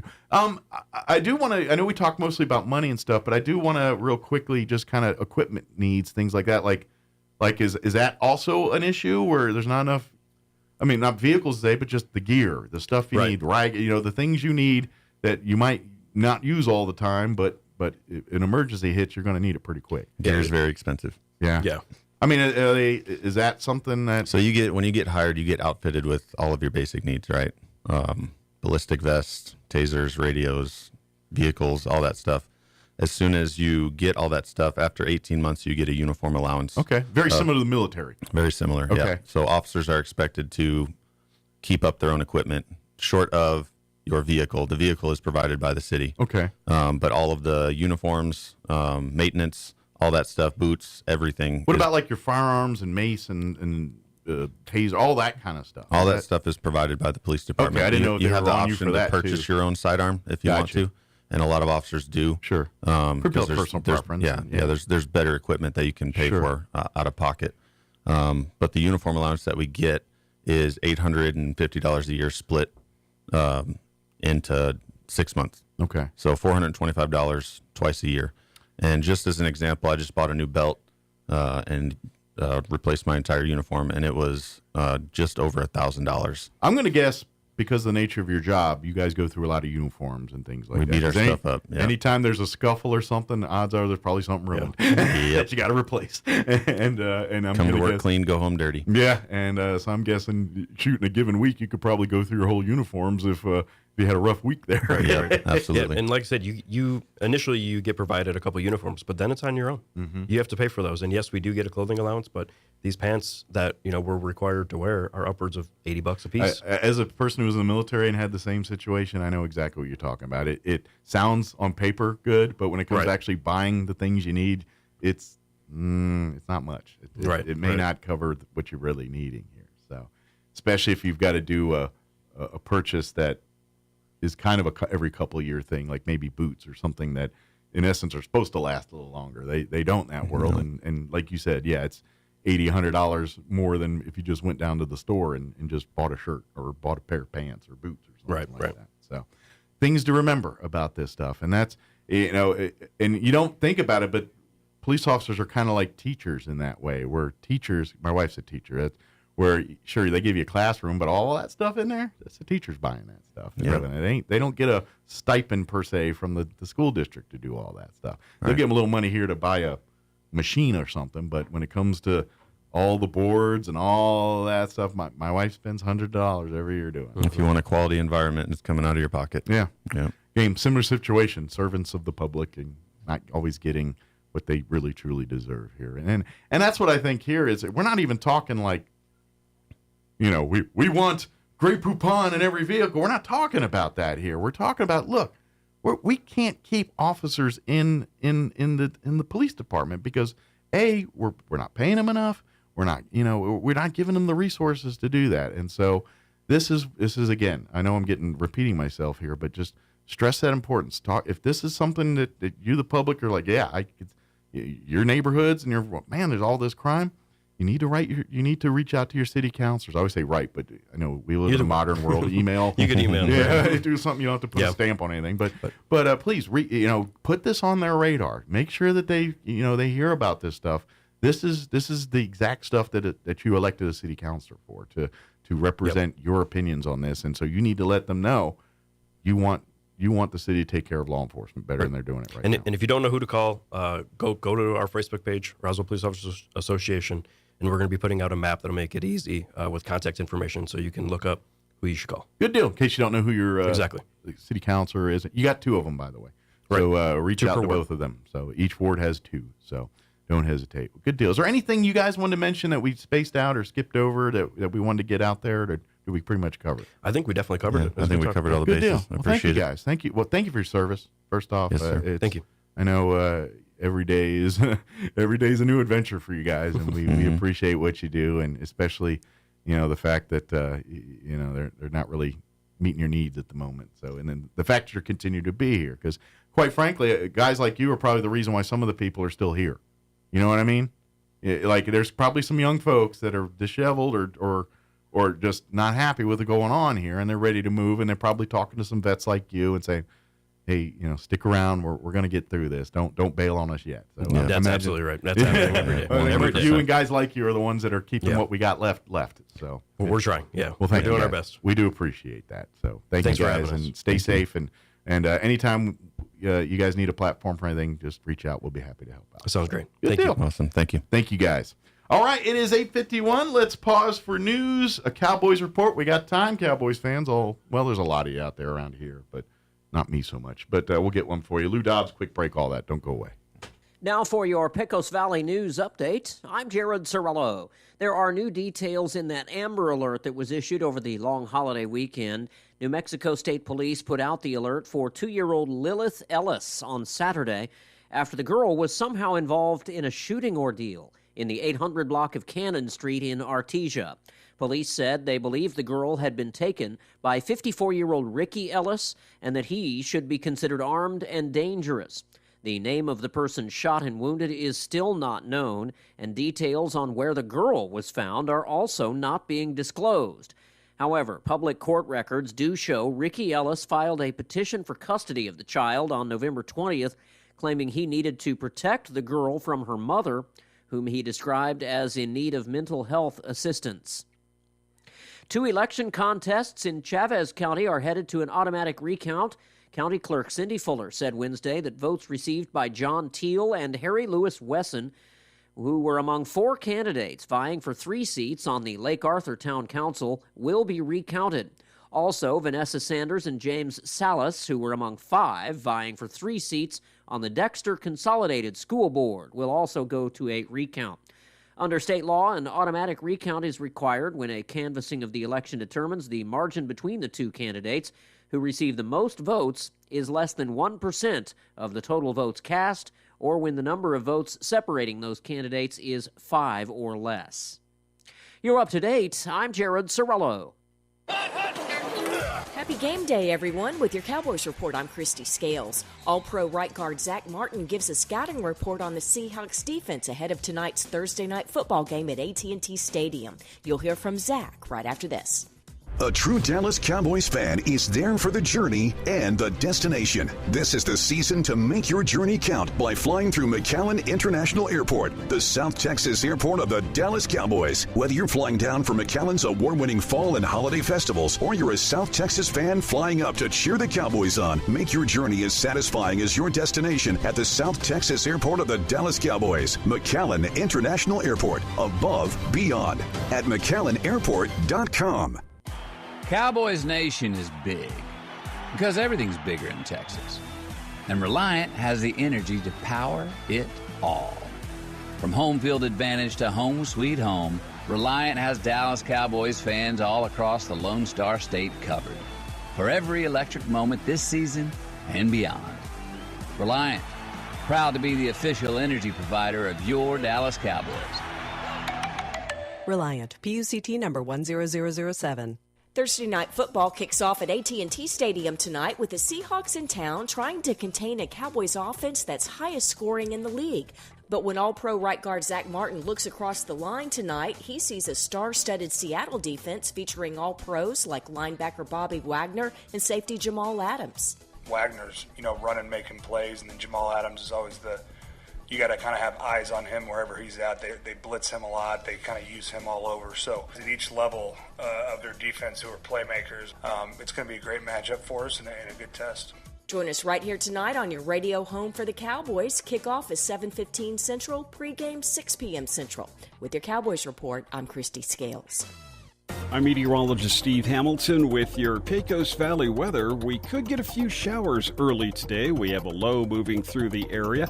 Our afternoon high stays fairly cool in the upper 50s to low 60s, and the wind will be a little bit gusty. Clearing up a little bit for the overnight hours with a little lingering cloud cover. We'll drop into the low 30s, and then Friday looks sunny. We're back up to about 60, low 60s, and sunny for the weekend. That's your latest forecast. I'm meteorologist Steve Hamilton.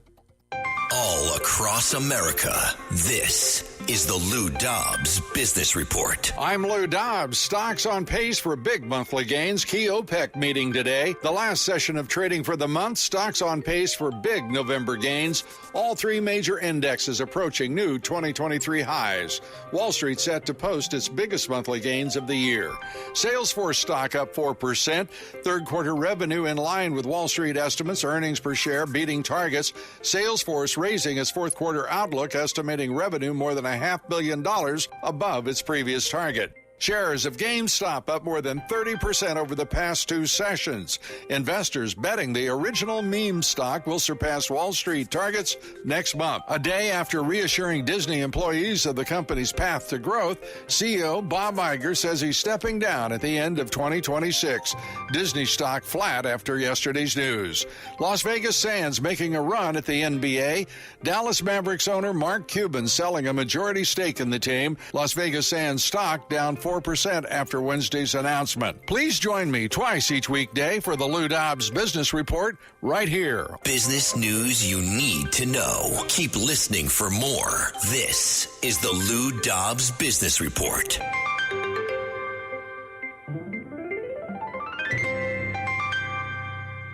A cyber attack happens every 39 seconds. If you didn't insist that your IT security team call Arison, before you know it, it's too late. Your company network gets attacked, your client data gets stolen, your bank accounts get drained, then the lawsuits come and you're in hot water. Arison's Cyber Z Suite ensures total network coverage and best practice-based zero-trust cybersecurity. Get protected. Call Arison today to schedule a no-obligation consultation. 908-878-7717. 908-878-7717. That's Arison. ERACENT.com.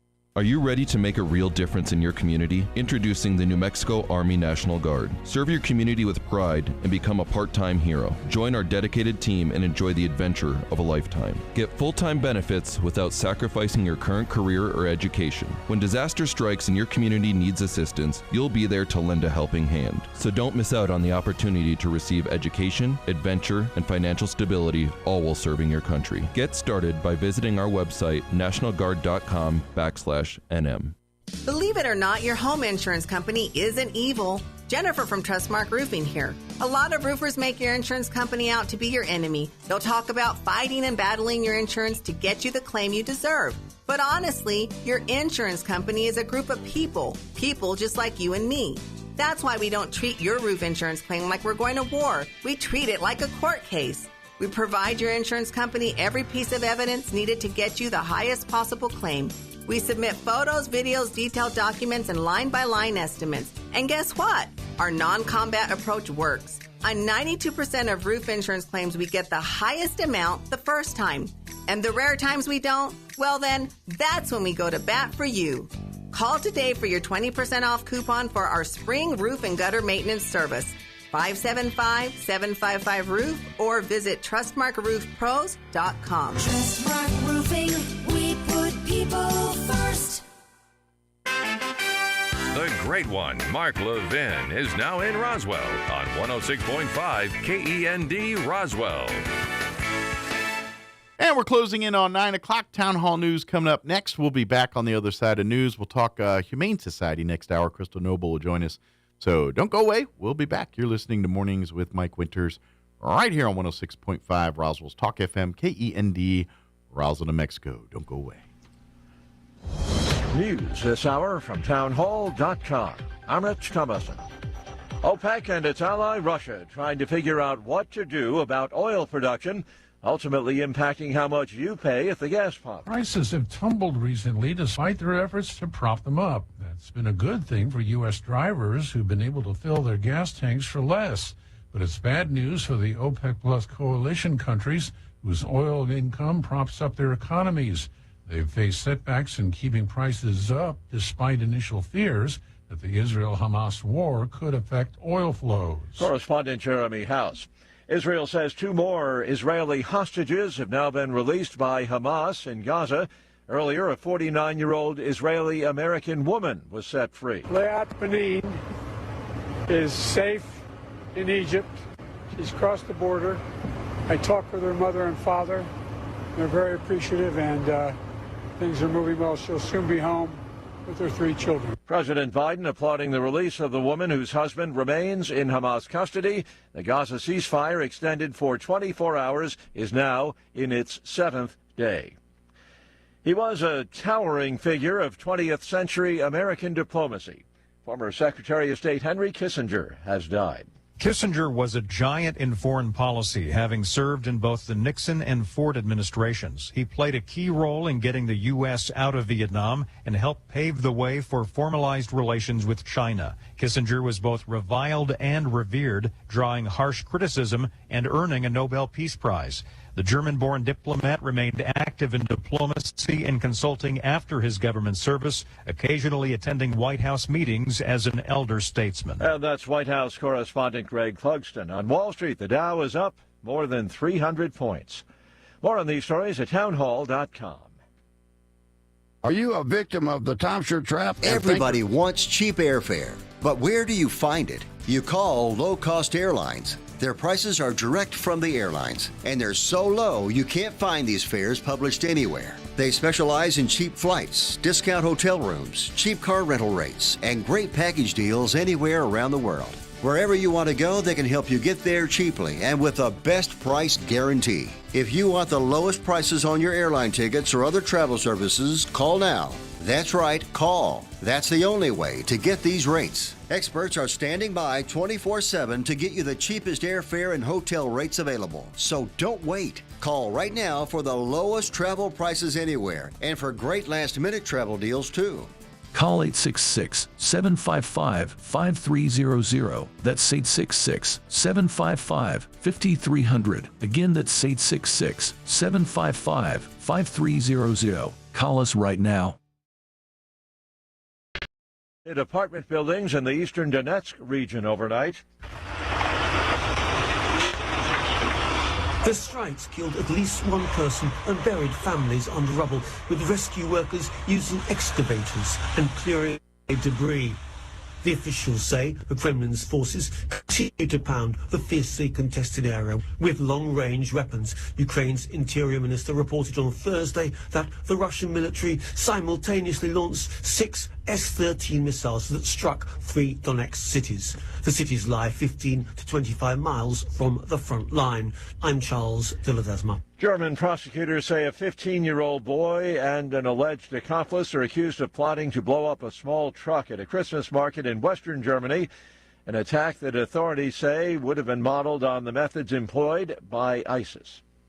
News and analysis at townhall.com. House Republicans may schedule a vote for next month, formalizing their impeachment inquiry of President Biden. The inquiry was unilaterally kicked off a couple of months ago by then House Speaker Kevin McCarthy. Republican leaders floated the possibility of a vote during a closed-door meeting with Republican lawmakers Wednesday, the Associated Press reported, citing an anonymous source. The possible reversal from the Republicans' previous stance comes amid a standoff with the White House over requests for information related to Biden and his family. Republican leaders have long said a vote on the impeachment inquiry is unnecessary, but are reconsidering as White House lawyers use the lack of formal House authorization to argue that the entire investigation lacks constitutional legitimacy. Edwin Mora, Washington. The House gearing up for a vote expected tomorrow on expelling New York Congressman George Santos from Congress. He's accused of misusing campaign funds. More on these stories at townhall.com.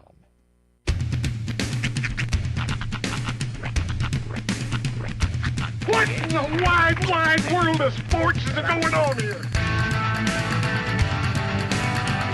I promise you, whatever scum did this, not one man in this force will rest for 1 minute until he's behind bars. Now let's grab a bite to eat. Yeah, come on. I feel the hot wind on my shoulder and the touch of a world that is older. I hit the switch and check the number. I leave it on and then I slumber. I hear the rhythm ringing through it. Flamenco guitar and cumbia music. I hear the talking of the DJ. The travel said, what does he say? I'm on a Mexican radio. I'm on a Mexican radio. Yeah! Broadcasting live from high atop the J.P. White Building in downtown Roswell, New Mexico. It's Mornings with Mike Winters on 106.5 Roswell's Talk FM. Is that what I sound like when I talk? Now, here's your host, Mike Winters.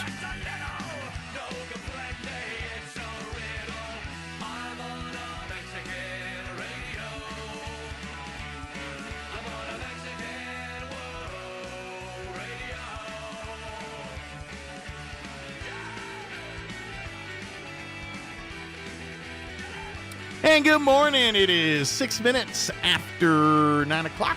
Welcome to hour number 3 of Mornings with Mike Winters right here on 106.5 Roswell's Talk FM. Happy Thursday. Yes, welcome to it. Hope your Thursday's going well. I am so sick of my cold. Yeah, it's had a lot of hang time, this one.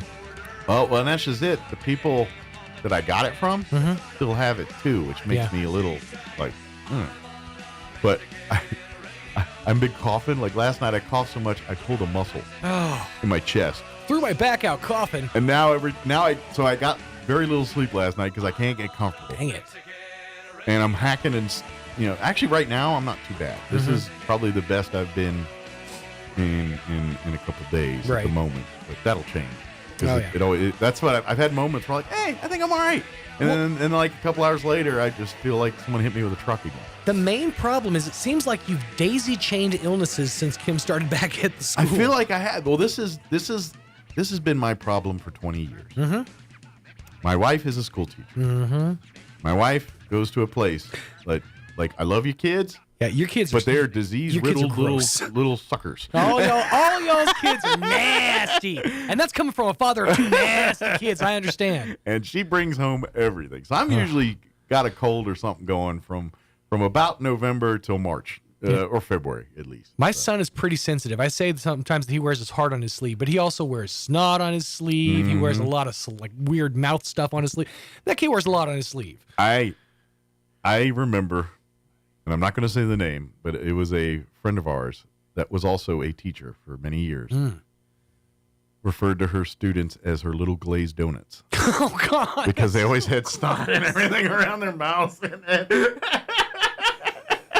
Oh, luckily I think we're just past breakfast time, so hopefully you're not sitting down enjoying your muesli. That or was something. her. Oh, my little glazed donuts. That's rough. But yes, so I pretty much have. See, the fact that I just laughed that whole time without hacking, that I feel like all right, I'm doing good. You're breaking through. Moment. Yeah, but I just hurts. Everything hurts. You're on the downhill slope of it. I hope to God I am. I really do. I'm just so sick of it. I feel like you gotta be at this point. I feel like it, but my wife still has a cold. Right. My mother-in-law. That might actually be what it is. You guys could just be bouncing it back and forth. My mother-in-law, she said yesterday she said it was the best she's felt, but she's still hacking and sounding. She didn't sound that great, but she said she felt better. So I don't know, but these are the people I got it from. So I'm like, well, she still got it. I'm not going to get rid of it anytime soon. So I don't know.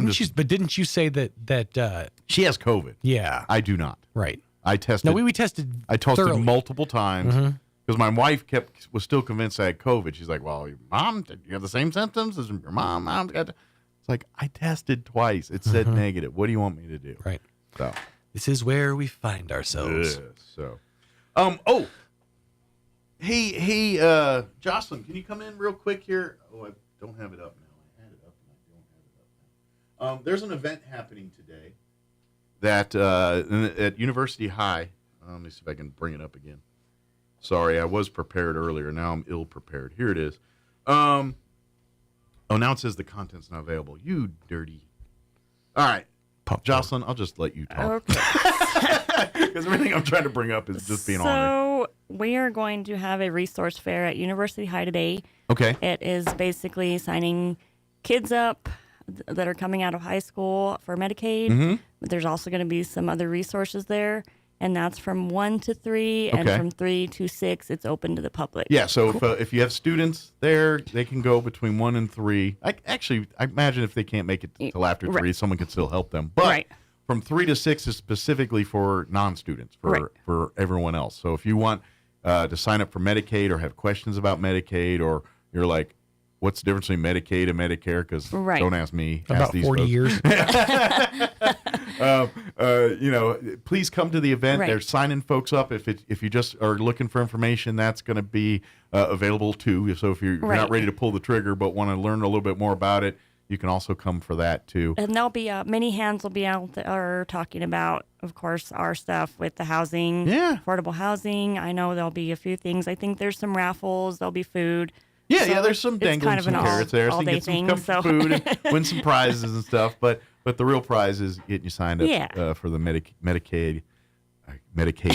I always mess that up. I'm a rube. I'm sorry. I'm not that smart. People think I'm smart. I'm really not. And it's kind of aimed also for people at the base who can't really get to town. So that's a little bit closer out there. Yeah, the south end there. But I mean, anybody can come. But absolutely, please come and learn or sign up. And it is that time of year where people start sign up for their health care and all that renewing. Yeah, I think it's actually Medicaid just opened up their sign up. Gotcha. Again, so. Yeah, it's that time of year. So if this applies to you, please, you're invited out to University High. Again, 1 to 3 for students, 3 to 6 for the rest of us. Yeah. And come on out. Like I said, Many Hands will be there. So if you want to get involved with Many Hands, if you're looking for an organization that you want to make a difference, they do a lot to help the homeless and to help people without homes get homes. That's their whole back. That's what they're about. So if you're interested in learning more about that, then you can come there. Think of Many Hands is kind of think of it, a way to explain it best to people simply is kind of a sort of Habitat for Humanity like event. The people invested kind of, they're not physically building houses per se. We're not giving handouts, we're giving hand-ups. But the people that do the basic, and then basically it's a two-form thing because you guys are helping people that own properties that are kind of just run down or need some help. Rehabilitation of properties. And so you're helping those homeowners rehabilitate the property, and then we find them a tenant. Yeah. Someone that isn't a tenant, and now you got someone paying rent to someone that needed rent, and now they've got their house fixed up. So it's really a win-win. It helps the community. It helps the homeless. It helps property owners that just have property that needs some help. Yep. It's a win-win. So come out to the event for that too if you want to learn more about Many Hands and volunteering, or maybe you're one of the people that are in need and saying, hey, I'd like to be a part. Maybe you have a property that you said, I got a house that needs some work. Help me out, and I'll be happy to rent it out to someone that needs it. We're out there to answer any questions. Absolutely. About any resources out there that we can help. Absolutely. The Many Hands. It's really it's solving multiple problems. The way I see it. Yeah. That's kind of the way I look at it. We have a lot going on. Homeless is probably the biggest impact we're talking here, but really it's about property values. It's about making a better community, and it's kind of touching all those phases at the same time. Yeah. So thank you, Mike. So reach out and support. Indeed. Reach out your many hands and support. That's right. Bring your many heads and hands out to the event. University High, 1 to 3, and then 3 to 6. The bigger yes, University High today, 1 to 3 for students, 3 to 6. Again, this is to sign up for Medicaid and to learn more about Medicaid and things like that. I have a story, but I'll have to save it because I know we're running late. I had to break into my own house last evening. Did you leave your keys in that? We'll dive into it tomorrow. All right. Did you get to see wrestling? Eventually. All right. Eventually. Good. That's what matters. All right. Crystal Noble from the Roswell Humane Society will join us, in just a few minutes. Give us an update on going for adoptions and what's going on. I remember seeing, and I'll ask Crystal about this here in a bit, I remember seeing a post on Facebook a couple days ago that they're kind of in need of donations, cleaning supplies, things like that. So I'll talk to Crystal, get an update on that. But I remember seeing a Facebook post kind of specifically asking for cleaning supplies, things like that for the Humane Society. So we'll talk all about that kind of stuff here in just a few. Before we do any of that, though, let's get you up to date on the weather. Hey, it's sunny now and not foggy. I told you it would eventually. I'm meteorologist Steve Hamilton with your Pecos Valley weather. We could get a few showers early today. We have a low moving through the area. Our afternoon high stays fairly cool in the upper 50s to low 60s, and the wind will be a little bit gusty. Clearing up a little bit for the overnight hours with a little lingering cloud cover. We'll drop into the low 30s, and then Friday looks sunny. We're back up to about 60, low 60s, and sunny for the weekend. That's your latest forecast. I'm meteorologist Steve Hamilton. Thank you, Steve. Currently 44 degrees here in Roswell, or as a newscaster I used to once work with, double sailboats this morning. Humidity at 93%. That was his little thing. Wind speeds are out of the south at 8 miles per hour. Now that the sun is out, expect a high of 62 today. Winds will be a little breezy for this afternoon, though. Southwest 10 to 15 early, 15 to 20 for later today. Partly cloudy tonight, overnight low of 34 degrees. Winds will be out of the west, 5 to 10 miles per hour for Friday. Lots going on. Of course, Main Street Roswell's got day one of their big holiday weekend. Light parade will be Saturday night, but they're going to have Santa and the lighting of the Christmas tree and all that Friday night. Weather should be good for that on Friday. Mostly sunny with a high of 60, and then Friday night mostly clear, 34 for an overnight low. So if you're all, and then plus we got the Wool Bowl tomorrow night. So if you're going out for that, weather should be pretty good for that too. That starts at 5 p.m. kickoff. Actually, everything starts at 3. They'll have the Will Bannister concert about 4. Get your tickets, $5, woolbowl.net, and kids 12 and under free. And then Saturday, mostly sunny and high of 66. Sunday, sunny skies and a high of 63. All right, it is 9:17. We're going to take a 2-minute break, and then Crystal from the Humane Society will join us on the other side. She's Sam's husband today, so she's not going to be as ready to punch anybody. So, quick break. We'll be back.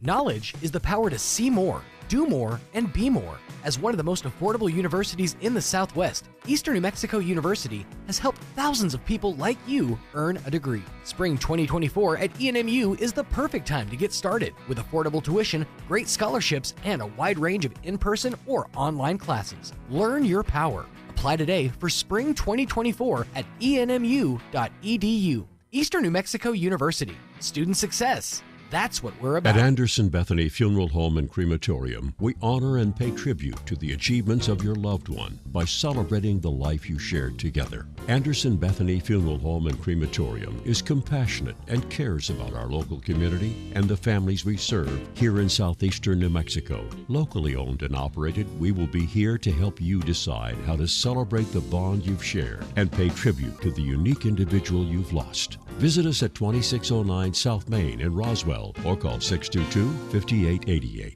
At Artesia General Hospital, our emergency department experts care for more than 10,000 people each year. Our emergency department is open 24 hours a day and there's always a doctor on duty. We specialize in advanced adult and pediatric life support and trauma services, making sure you have access to quality care when every second counts. From unexpected illness to serious injuries, you can trust our team to provide exceptional emergency care in any situation. Learn more at artesiageneral.com/emergency.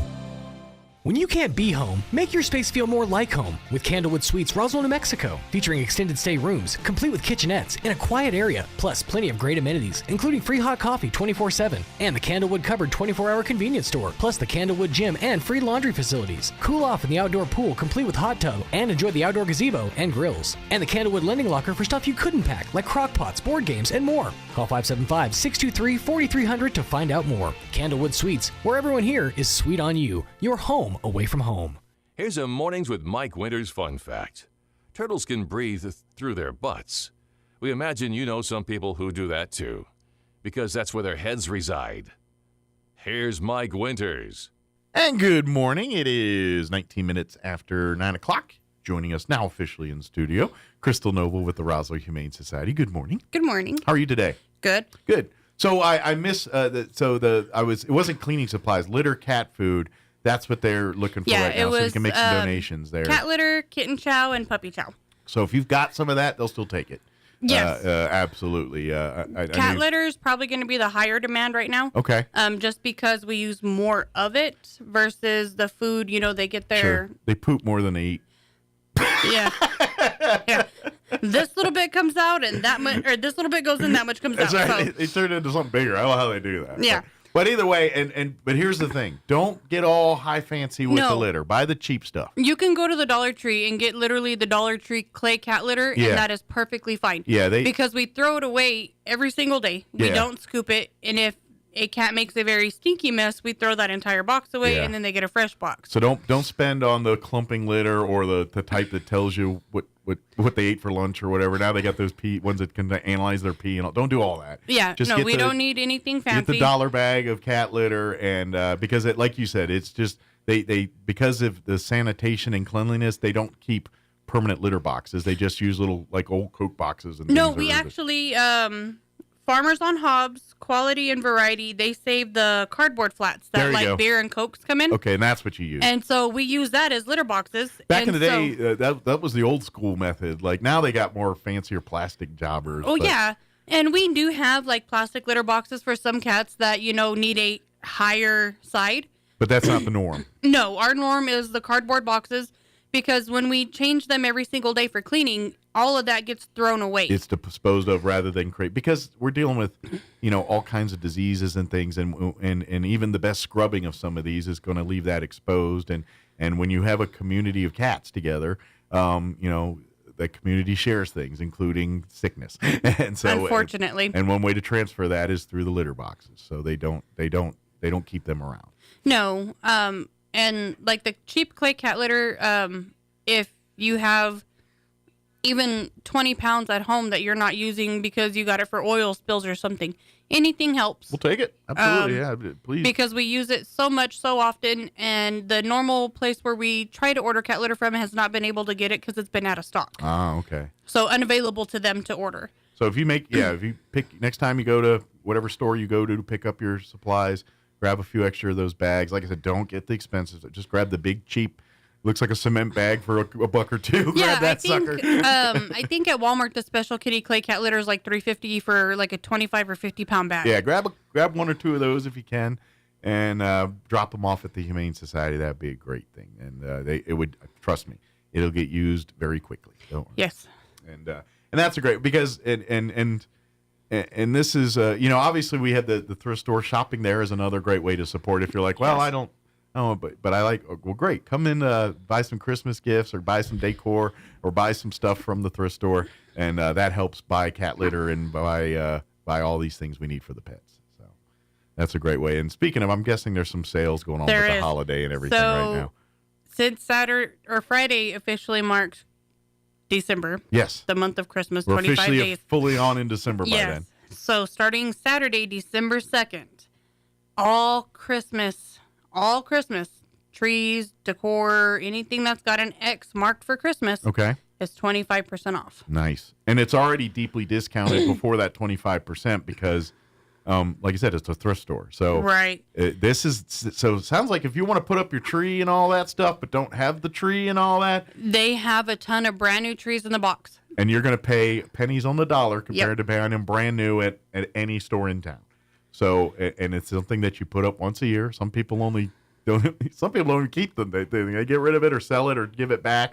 Which is fine too. If you want to buy one from the Humane Society and then donate it back in January, great. Well, and then buy it again in December. That would be awesome. And it's funny because there's a lot of people that do like different themes for their tree every year. Yeah. So a lot of people will buy like a colored tree, like a white tree or a green tree or like the blue or purple or pink trees, and then use it that one time for that theme and then donate everything. Gotcha. Because next year they're going to have a different theme. Right. Me, it's just Christmas. I'm not the theme person. Right. However, our Christmas tree is a gnome. Christmas is a theme. Like, I get it. Some people like it's going to be a train Christmas or going to be a whatever. Great. But, all of it's Christmas. It is. It really is. Every day they're putting out new items for Christmas. They have almost gotten through all of the Christmas stuff. Okay. So if you're in need of stuff for Christmas, ornaments, garland, tinsel, lights, any of that stuff, come down Saturday. Starting Saturday, it's going to go 25% off. Okay. And then as it gets closer to Christmas, obviously they'll do different specials. But every day they're pulling stuff out of the shed for Christmas, putting out new stuff. Great. So check back often because it might be a new experience. Like you come or if Saturday. you're actually looking for something, ask one of them. Say, hey, do you guys have this maybe in storage? Yeah, it could be back there. If you do, here's my phone number. Call me. Yeah. Camille's really good about that. If you're looking for something specific that they don't currently have, if you ask her, will you watch out for this and call me if you get one? She's pretty good about that. Yeah, she'll keep an eye out. Also on Saturday, all hanging clothes will be half off. And all wall decor will be half off. All hanging wall decor will be half off. So if you're looking for, paintings to make the echo in your house go away because you just moved in somewhere, they've got a lot of really cute, really cool wall decor, some paintings, fun little things like the Hobby Lobby things. They've got a ton of those. Wow. So if you need things for your wall so you don't hear echo in your house when you walk. Absolutely. Well, that's what makes a house a home. It does. It's the decor. It's the thing, generally when you see a home just, without pictures and everything, it's usually a rental space or they're there temporarily. When people move in, you want to make it you and you can do that at the thrift store. But even if you're renting, you can get the command hooks that hold like 30, 40 pounds. Yeah. So that way you're not like damaging, putting holes in the walls and stuff to be able to hang items. So just because you're in a rental doesn't mean you're limited to not hanging stuff. And they work pretty good because the picture right behind me that's hanging up, that's on one of those little whatever called command hooks. Yeah, bum job. And I did have to put it up again once, like 2 years. So I've had to, in the 4 or 5 years, it's been sitting there for years. I've had to replace it since 2015. So I've had to replace it once in the 7 years it's been sitting there, or going on 8 years now. 8. Yeah.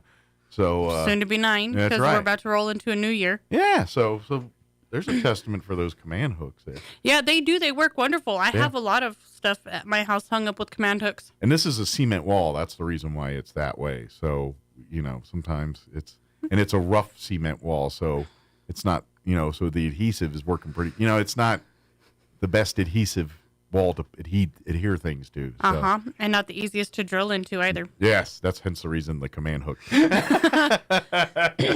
But so they do work, and so please come shop. because every penny you spend in there goes right back to the pets. And if you're still looking for like Christmas sweaters for Christmas parties or Christmas clothing, especially the ugly sweaters and all that, they still have a lot of it. Good deal. So come shop there. Come and spend a lot less money, because if you order this stuff online or go into a store buying it brand new, you're going to spend a lot more money on that. And it's right here in the thrift store. It's right there. You take it home, and you spent like I'm telling you, what you spend $200-300 on an artificial tree brand new. Mm-hmm. What are they selling them for there? Like $25, I think. Exactly. That's my point here. And I know Christmas is expensive. And you already, especially if you got the family, and if it's an early Christmas, the new family, and don't have a lot of that stuff yet, and next thing you know, you spent thousands of dollars on decor and that don't have you any didn't money. Have. Yeah, and then now you don't have any money to buy Christmas gifts for anybody, and I get all that.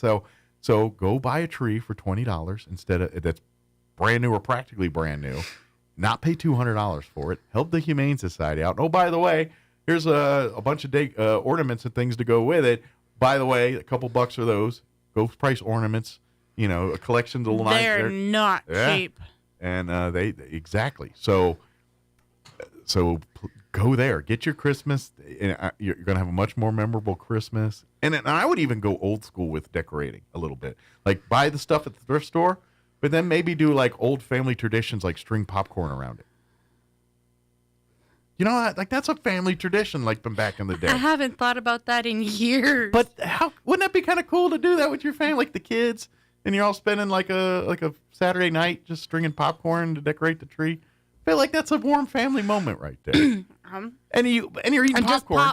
Okay, so pop an extra bag of popcorn to eat while you're stringing the popcorn. Yeah, you eat 2/3 of the pop. That's why you got to make pounds and pounds of it, because ultimately most of it ends in bellies. But however, if you do have pets, yeah, that might not be the best. String the top part with popcorn. yeah, that might be the best. But either way, this is. And then string the bottom with dog treats. There you go. Of course, you might lose your tree depending on how well you string them. You might make them easily break away so they don't take the whole tree with them when they're trying to steal the tree. True. And with the cats, I don't know. Cats are going to dig. That's their thing. That's their mojo. Yeah, you know, it's something for them to tamper with, and they're going to do it. Plus, I think cats like greenery. They like to eat it. They like to rub themselves all up in it and get all in it. And they don't know it's fake tree. They think it's a plant, and they try to eat it or try to, that's just what they do. And if you're doing a live tree, make sure that you have the base at the bottom where you put the water to help keep the tree alive. Mm-hmm. Make sure you keep that completely covered so your cats and dogs cannot drink it, because that water is toxic to them. Especially if you're one of the folks, sometimes people put beer in there because they say it helps the length of the tree. That's an old wives' tale. I don't know if it's true or not. But especially if you do that, don't, cover it up so that they don't accidentally drink stale, toxic beer and water mix. Yeah. Yeah. But yeah, that was a thing I remember as a kid. They always said for live trees, you put a can of beer in the water, and it helps make it last a little bit longer. Learn something new. I don't know if that was just what drunk people said or if that's real, but I don't know. Every drunk person has the poor beer in its story. But they always say cheap beer. Don't get the fancy stuff. Get your PBR, Natty Ice is probably going to be Natty Ice, something like that. Yeah. Something in that vein. But please use the thrift store as that chance for you to have an amazing Christmas and not break the bank doing it. That's the win for you guys, and it's a win for everybody, because you spend $100 in there, and you got probably $1,000 really valued of stuff. Probably. And that $100 is going to do a lot towards making sure those animals pay for vet bills, to pay for that litter and the cat food when donations are down. That's what keeps the place going. They don't get a lot of money from other resources and things. It's pretty much self-driven, there's a few grants here to cover, and city helps with some of because they own the building technically, so I think they help with some of that. But a lot of it's on you guys, the Humane Society. So by you shopping there and supporting and doing all that, you're helping to protect and keep our animal population and making sure our pets are going homes that truly deserve to be pet owners and things like that, not people that do it for other reasons. But we screen everybody, and it's not that we're trying to discriminate against anybody. We treat everybody equally. Mm-hmm. We screen you the exact same way that we screen the next person. Sure. And that's just so we can try to make sure that whatever animal you're interested in is going to be going to a loving home and not a home that's just going to, use it as a lawn ornament, Sure. outside, not be part of the family. Or don't understand the full responsibility or scope Right. of being a pet owner. And that's it's a big expensive. thing. Yes. It's very expensive. The bigger the animal, typically the more the expensive. Sure. But this is why they're stringent about yards and fenced in yards and making sure you have the actual space to support this dog. And the fenced in yards are important because we have a pet overpopulation problem, and a lot of families get the dog, and then the dog escapes, never to be seen again. And guess where they end up? Animal control, the Humane Society, or dead. Unfortunately. Yeah. And so we don't want that to happen, and we don't certainly want to adopt out a pet that goes to. So that's why they're very, it's the same for everybody.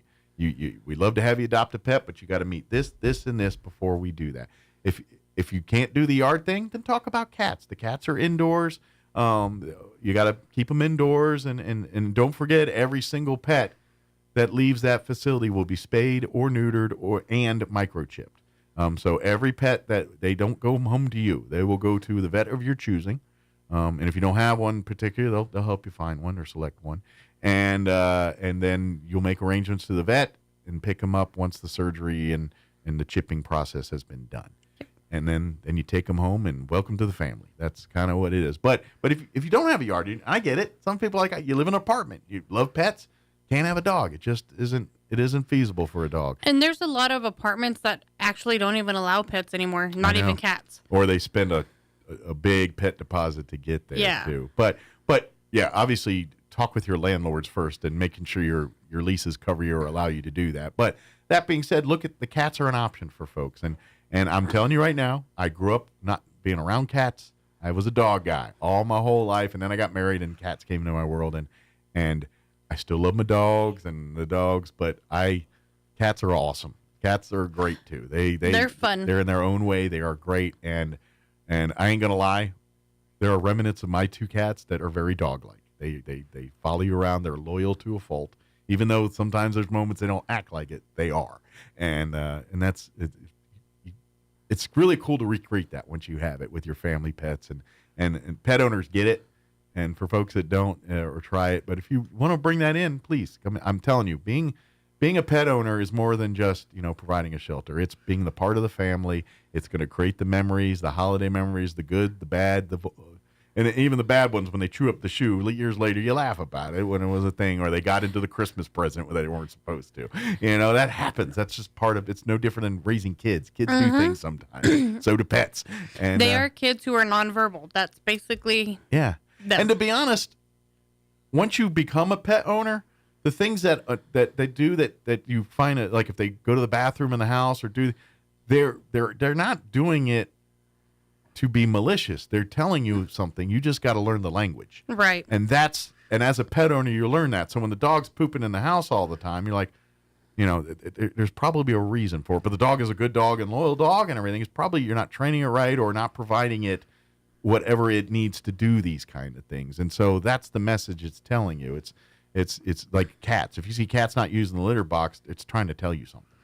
And you need to be in tune with that. And that's you learn it as you hang around pets more. Right.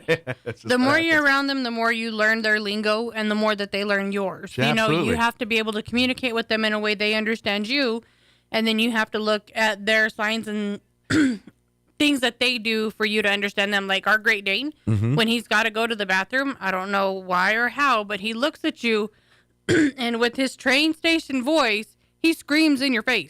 He goes, "Arr!" And then you're like, what the hell? Message received. And then I tell him, do you got to go outside? And then he gets all happy and he starts bouncing around and then he barks again. Yeah, that's how you know dogs, if you got their question right. They'll get all... Cats aren't the same that way, but they might meow a little more. But cats are also in tune in what you do very much. They're always watching you and studying your patterns. Why do you think the cat busts into the bathroom with you and all that? So it's learning your patterns and your trends and adjusting its routine to your life because they understand all that. They get that once you earn that loyalty, so to speak. And with a cat, it doesn't go away. It may be a little harder to get it, but once you get it, it's as strong as any dog out there. I'm telling you right now. It's just they show it a little bit different. That's all. So maybe a cat might be yours. Well, that's all I'm saying here is if you're like, well, no, I'm a dog guy. I can't adopt a dog, so I live in an apartment. Maybe you can adopt a cat. Look at the cat. I'm telling you, these cats need homes. We have so many feral cats and stuff. So for you adopting a cat from the Humane Society or walking next door to animal control, either way, you're helping do good in our community by doing that. So, please come and check out the cats. We've got plenty of cats, kittens. We've got a beyond plethora of dogs right now. Good. I mean, good, bad. I mean, good that people are looking for them, and bad that you have that many animals in the shelter. Yeah, we have a variety, literally from small to large, So if you need the little dogs or you want the little yappers or the big ones, you got a selection of both. Right. So. And if you want a working breed dog, if you want a lazy dog, I'm pretty sure we got it all. We got you. And I'm going to throw this out there. I do it every once in a while. Don't forget to look at them older animals. Mm-hmm. I know the puppies and the kittens are always the most popular because, everyone wants a puppy or kitten. But take a look at them 4, 5, 6, 7, 8-year-old dogs or older. We actually do have an 8-year-old schnoodle. Okay. His name is Mackie. Is that a poodle and a schnauzer? Mm-hmm. Okay. I was trying to figure out the combo there. And it's really weird because he's like not standard poodle size and he's not schnauzer size. Like he's like in the middle of both? Yeah. Because poodles can get big. Mm-hmm. But what the gentleman was told was he was supposed to be a toy poodle and schnauzer mix. Oh, and it wasn't a toy? No. It was a full-blown poodle. Mm-hmm. So it's probably, I'm guessing, about a 50-pound dog? No, after all he's about 30. About 30. But he's just all legs. He's legs. Okay. So. But he's super sweet, very friendly, came in with another dog. And so older he's dog-to-dog friendly. Good deal. So the dog is good around other dogs, good around people. Mm-hmm. It's well-adjusted. So this might be a good dog for someone like I always hear first-time dog owner. Yeah, or maybe this is the one that maybe you're single, maybe you got single grandma or grandpa that's still active and able to navigate their own life. This might be a good companion for them, someone that's not going to be jumping around them and up all in their business and talking them over, but at the same time is there being the comfort that dogs bring. Right. And one thing that I do need to remind people of is we don't do gift giving. No. So if you have a family member or a friend who is interested in adding a member to their family, bring them down and then let them be the ones who go through the adoption process. Yeah. And then at the end of it, you're more than welcome to say, I'm going to cover these expenses as a gift for you. Absolutely. But don't get one, put it in a box, give it to them. Because one, they need to truly have a bond with that animal that they're choosing to come home to. Absolutely. And two, they need to make sure that they're capable and really ready to accept the responsibility financially to care for this animal. Can I ask you a question? Yeah. Because I know some people, you do like the element of surprise for the holidays, but obviously you don't want to be putting an animal under the tree or doing it this way.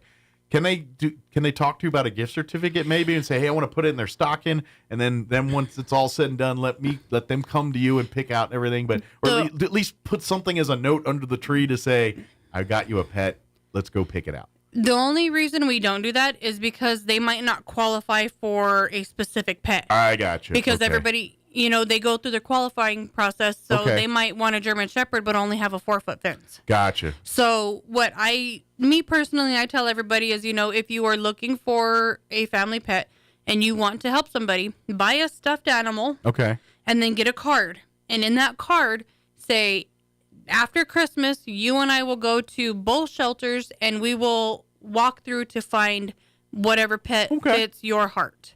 Give it an experience. Make it like an experience gift and use the pet or use the stuffed animal as the token of that so like gift. if they want a dog, find a stuffed dog.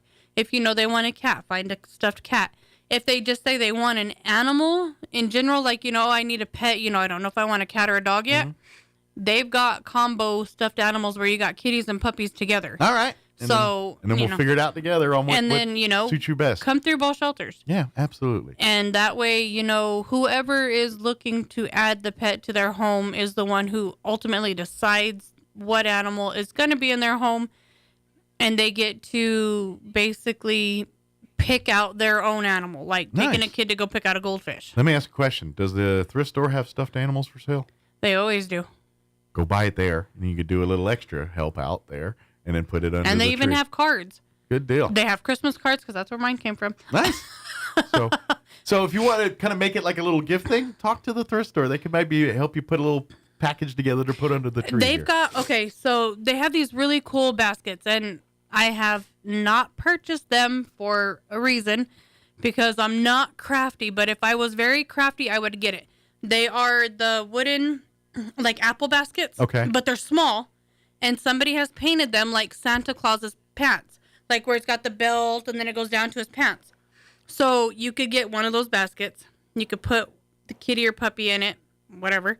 And then you could wrap it up like in a plastic wrap and then put a card on it. Nice. Yeah, perfect. See? Craft gifts from someone who's quote unquote not crafty. I have the ideas, but actually doing it is the problem. Yeah. I can give you all kinds of ideas. That's me. I'm the idea guy. I got plenty of ideas, but execution not my strong suit. No. Yeah, I'm the brain, not the engineer. Yeah, that's me. That's me. I'm the guy. Why don't you? And then I sit back and watch it all happen. So one and the same. But please come and like you said, there's a great selection of all There dogs and cats right now.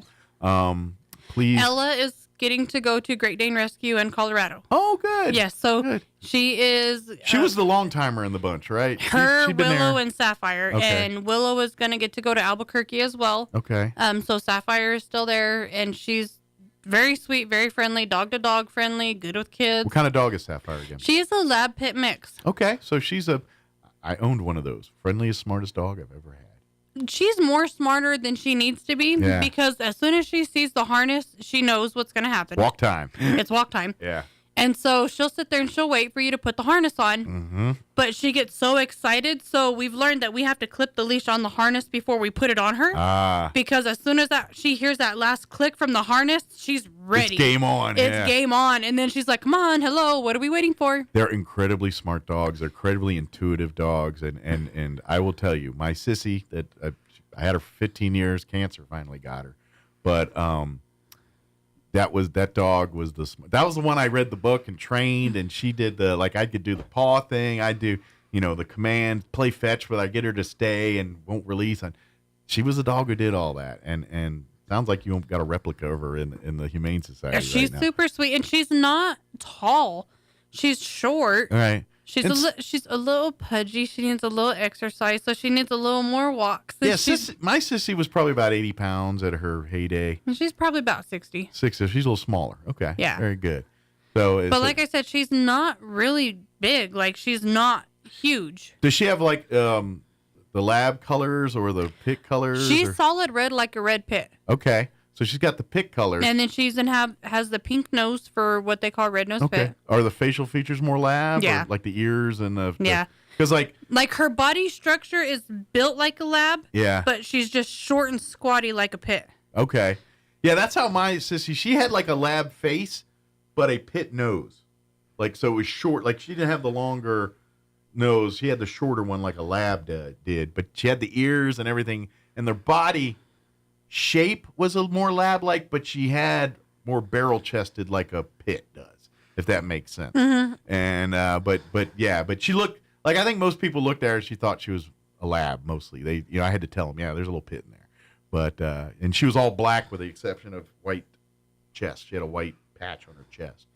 And so it was lab colors. But yeah, telling you right now, that combination of dog is just, I'm guaranteeing if you want a family dog. Yes, you want a good family dog that's going to love and protect. That's it. Absolutely, that dog. And I'm gonna put a guess that if you have the kids rolling around on the floor, that dog will be right there with them, rolling around on the floor, playing with them, licking their face, and wanting to wrestle or do what the kids and dogs do. Do the dog kid thing. Or grown men like myself. I used to wrestle on the floor with Sissy all the time, and John still does. Yeah, he does. He gets on the floor with Toby, and they go at it, and then Titus is like, I'm joining in, and then it's John and Titus, and Toby's like kicked back watching, and then when they both chime in, that's when I have to step in. It's like, all right, too much noise, calm it down. No, it's he's gonna get injured because Titus is like 140 pounds, and then Toby's almost 66 pounds-ish. Done too big for its own good sometimes. Mm-hmm. Yeah. I get that. Doesn't brain? It's a lap dog. Actuality, it's bigger than a man. So I have a photo, and it's on my old phone. John was working on the lighting for the trailers for one of the work trucks at Roswell Seed, and it's a Ford 450. And so it's wide, like it's a big truck because it's meant for hauling. Right. Well, John is laying on his side, working underneath the back of the truck with the wiring.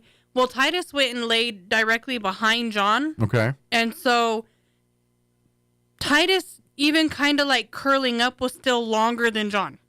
Oh, wow. And so like Titus has his back legs stretched out and his front legs kind of curled up, and he was still like that much longer than John. Wow. And when John had shifted and did something, and Titus had moved to get closer to him. Yeah. So at one point, Titus was back to back, and like his head was level with John's, and his butt was way down here. And I was like, wow, even the dog's taller than we are. I was like, I don't think we fit the height requirement to own this size of dog. Yeah, you must be at least tall to own this dog. Yeah, and he just laid, and I was laughing because I was like, wow, I didn't realize, like, when he stands up, he doesn't, on all four legs, he doesn't look that tall.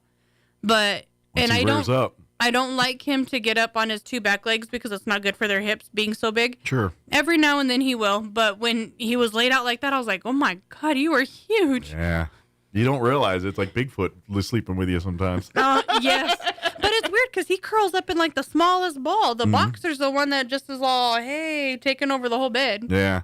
Yeah. Some are, I'm going to guess I'm guessing that's an instinctual lay posture thing, because cats do the same, they lay certain ways and it's instinctual. Like when you see them all curled up with their paws tucked under, that's actually a protective position. They can lay there comfortably, but they can get out of it real quick if they need to. So they like to do that position. It's kind of, I hang around cats. I've learned a lot from cats. You have learned. Sensei has taught you well. And I've always been that guy that like, I'll read the thing that pops up that says, 20 tips to tell you how your cat is, and I'll read those. I read those all the time. And some of them are very good. Some are so-so. Some of them somebody thought up while they were sitting on the toilet. Exactly. But some of them are very, very informative. I'm like, yeah. Because there's like a couple times that I've been like, she does do that a lot. And I was like, I thought it was this thing, and it's actually something else. But yeah. But anyway, it's very good. I just saw the time. If you are needing to get ready for Christmas, hold out until Saturday, and then come on down to the Humane Society thrift store. Doors open at 10? 10 a.m. They're open 10 to 4:30. Come on down, and then at 10 a.m., and it's because they're starting the big Christmas sale. All Christmas items are 25% off on their already deeply discounted prices. So instead of paying $30 for that tree, you're going to pay $20 for that tree. And yeah. And instead of paying $250, $300 for it brand new. And so come down, take it. And nobody's really going to know that it was used by anybody else. And it probably is brand new. Like it came, or it was used one time, put back in that box, and sat in a closet for a year or whatever. And the same thing with the Christmas lights, all the decor, all of that stuff. And don't forget too, they set aside brand new stuff throughout the year to hold it back for Christmas time. So if you're looking for brand new items too, for actual Christmas gifts, come on down. They've got stuff like that, especially if you got hard to shop for people that are like into niche things or collectibles or certain books or things like that. A lot of that stuff you'll find at the thrift store there. Mm-hmm. A lot. Come shop. Shop. Come be it was yesterday, but be part of the Wednesday crowd.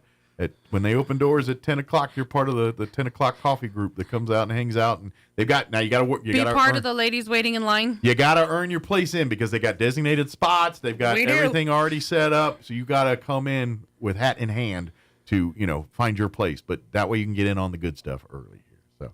So, maybe bring beverages or something. Be that guy. Hey, ladies, bring the hot cocoa person. Bring some cocoa, and you might even get to cut in line. They might be like, here, you go ahead. We'll even give you a 1-minute runoff. Exactly. We'll give you a head start on the shopping spree. We'll stand here. You go in there. We'll finish our cocoa. You can go shopping. Oh, that's funny. But please come out and support. And like I said, if you do have litter, again, the cheap stuff, the clay litter, the big bags, the stuff you pay $3-4 for a 25-30 pound bag of it. if you got that, bring it in, or kitten and puppy chow, cat food, Yes. kitten and puppy food, dry food. Yeah, dry food. We have plenty of canned food, but dry food is what we use more so. Well, you can't. And here's a tip: if you're a pet owner, you can't go all wet food for them. You will you'll rot destroy their teeth out and everything very else. quickly. They need a healthy mix of that kind of stuff, or lean heavy with the dry, and then mix in the soft on occasion as like a treat. So for the cats, we offer them in the mornings like a small slice out of a can. Gotcha. So, and that's just one as a treat, and two, it also helps put extra hydration into their body because cats tend to not drink enough water. Yeah. So, And the but we oils don't, and stuff in the foods are very good for them. It is, and we don't do it every single day because we don't want to cause a stool issue. Right. Because sometimes when you put too much, it causes their stools oily to get stools and bad. things like that. Yeah. So we do it, 2-3 times a week just to help them. Unless it's a small kitten that's having a hard time eating dry food, then obviously that's their primary food until they can get acclimated to the dry food. So imagine at that point, they probably still should be nursing at that Yes. point. That's why that they're, and mama's not there to nurse. So we've got to do something else here. So, but just a tip. And by the way, when you go there and you want to ask these questions about, not like, how do you take care of it? But if you legit want to know that stuff, that's the beauty is everyone that works at the Humane Society or volunteers at the Humane Society are pet lovers. They know pets, they love pets, and they would be happy to share information on how to make your pet happier. You're more than welcome to call. Absolutely. Or come down. Absolutely. Give out the hours and everything. For the kennels, it's Tuesday through Saturday, 10 to 12 and 1 to 4:30. Gotcha. And then for the thrift store, it's Wednesday through Saturday, 10 to 12 or 10 to 4:30. Very good. RoswellHumane.org is the website. Yes. Go there. If you want to become a member, that's a great place. Go there, sign up. If you'd like to see the pets that are calling the Humane Society home right now, they've got a picture of every pet there. And I remind every time, if you do see not available next to the picture there, that means they're in quarantine. They're not adopted. They're still available for adoption, just not right now because they're either making weight or they're waiting on vaccines or they're new to the facility and we don't want to put them in general pop till we know that they're good to go. I don't hate to say gen pop because that makes it sound like prison, but that's kind of what we're talking about. Basically, that's what we call it. We call it quarantine and general population. Yeah. So, if you have a fun new word for that, sure. Yeah. But quarantine is basically just for them to be evaluated and make sure that they're healthy before we place them up for adoption, so they're not taking anything home to your animals. Absolutely, it's a safety thing, and it's for them and their benefit, and ultimately to make it a good home pet ownership experience for you. Because if you adopt a sickly pet with a bunch of problems, and then people it's going to put a that bad taste in your mouth. Yeah, plus it's going to put you through the emotional roller coasters. If you fall in love with a pet and then you lose it because of parvo or something like that, we would hate for that to happen. So, right. So that's why we're very strict. So, but if you do see one not available and you fall in love with it and you're like, oh, it's such a cutie, call, ask about it. And when that pet is available to be seen or to be out amongst us, they will let you know and you can come on down and have a meet and greet and we'll start the process here. But so if you do see it not available and you're like, oh, that's the most adorable thing I've ever seen, call and check. Or I know some people are breed centric and like, oh, is that a Chihuahua or is that a King Charles Cavalier, whatever that thing's called? Ironically, you got it right. But please reach out. They'll be happy to do that. Yes. Good deal. Did we get it all? I think so. Awesome. Well, thank you much. Thank you. And go and make sure your husband's not getting into trouble. I know that's a tall order. So. Oh man. And we'll see you next time. Thank you. All right. It is 9:57. Wall Street update. Quick break before we go. Don't go away. With the Wall Street Business Report, I'm Rich Thomason. Inflation moderated a bit last month. The Commerce Department reports prices were unchanged from September to October. Previously, from August to September, prices had risen 0.4%. Now, the financial markets are waiting to see what the Federal Reserve will do about interest rates. Unemployment claims climbed by 7,000 last week, hitting 218,000. The OPEC oil cartel, led by the Saudis and allied producers, including Russia, still trying to agree on cuts in the amount of crude they export. Prices have tumbled recently despite their efforts to prop them up. Ford says the 6-week auto workers strike cut sales by about 100,000 vehicles, costing the company $1.7 billion in lost profits this year. Additional labor costs from the new contract will total $8.8 billion by the end of the contract. For the Wall Street Business Report, I'm Rich Thomason. Have you noticed the days are getting shorter? This is Jim Gill from Roswell Seed Company. I know it's kind of hard to tell, but we're on the downhill side of the year, so every day is a couple of minutes shorter than the one before, even though your plants need plenty of food and water to keep them healthy. Like those globe willows that are turning yellow. A good dose of the right fertilizer will make them bright green again. No matter what the problems you're having, we probably have a cure at Roswell Seed Company. But come see us soon, because winter's coming, you know. Are you the type of person that takes pride in being the one who gets it done? Do you ever get frustrated when you're doing all the work and everyone else gets all the benefits? Sometimes you may even get a little cranky. I know I do. The holidays seems to make this even worse. Luke 10 tells the story of Jesus visiting the house of Martha, who is the sister of Mary and Lazarus, whom Jesus later will raise from the dead. As Jesus is teaching, Mary is sitting at his feet, taking it all in. Martha is being the excellent hostess, preparing dinner for her Lord and teacher. She is frustrated by Mary's lack of help and complains to Jesus about it. The response Jesus has is, "You're worried and upset about many things, but few things are needed, really only one. Mary has chosen the best." Being dependable and having a good work ethic are excellent traits. However, if you're always busy and always doing everything yourself, are you too busy to spend time with Jesus? During this season and throughout the year, choose the better one. Choose to spend time with our Lord and Savior. Join us at the Country Club Road Church of Christ for worship at 10 a.m. on Sunday, located on the corner of Country Club and Washington in Roswell. Are you looking for a way to serve your community? Look no further than the New Mexico Army National Guard. Whether it's disaster relief or defending our freedoms, the New Mexico Army National Guard is always ready to serve. Gain valuable skills, receive world-class training, and be a part of a team that makes a difference. Step up and become the best version of yourself. To join the New Mexico Army National Guard, call us at 1-800-GO-GUARD. That's 1-800-GO-GUARD. Your home for Armed American Radio is 106.5 FM, KEND Roswell. During a one-day extension of the ceasefire, now in its 7th day. Embattled Representative George Santos refuses to resign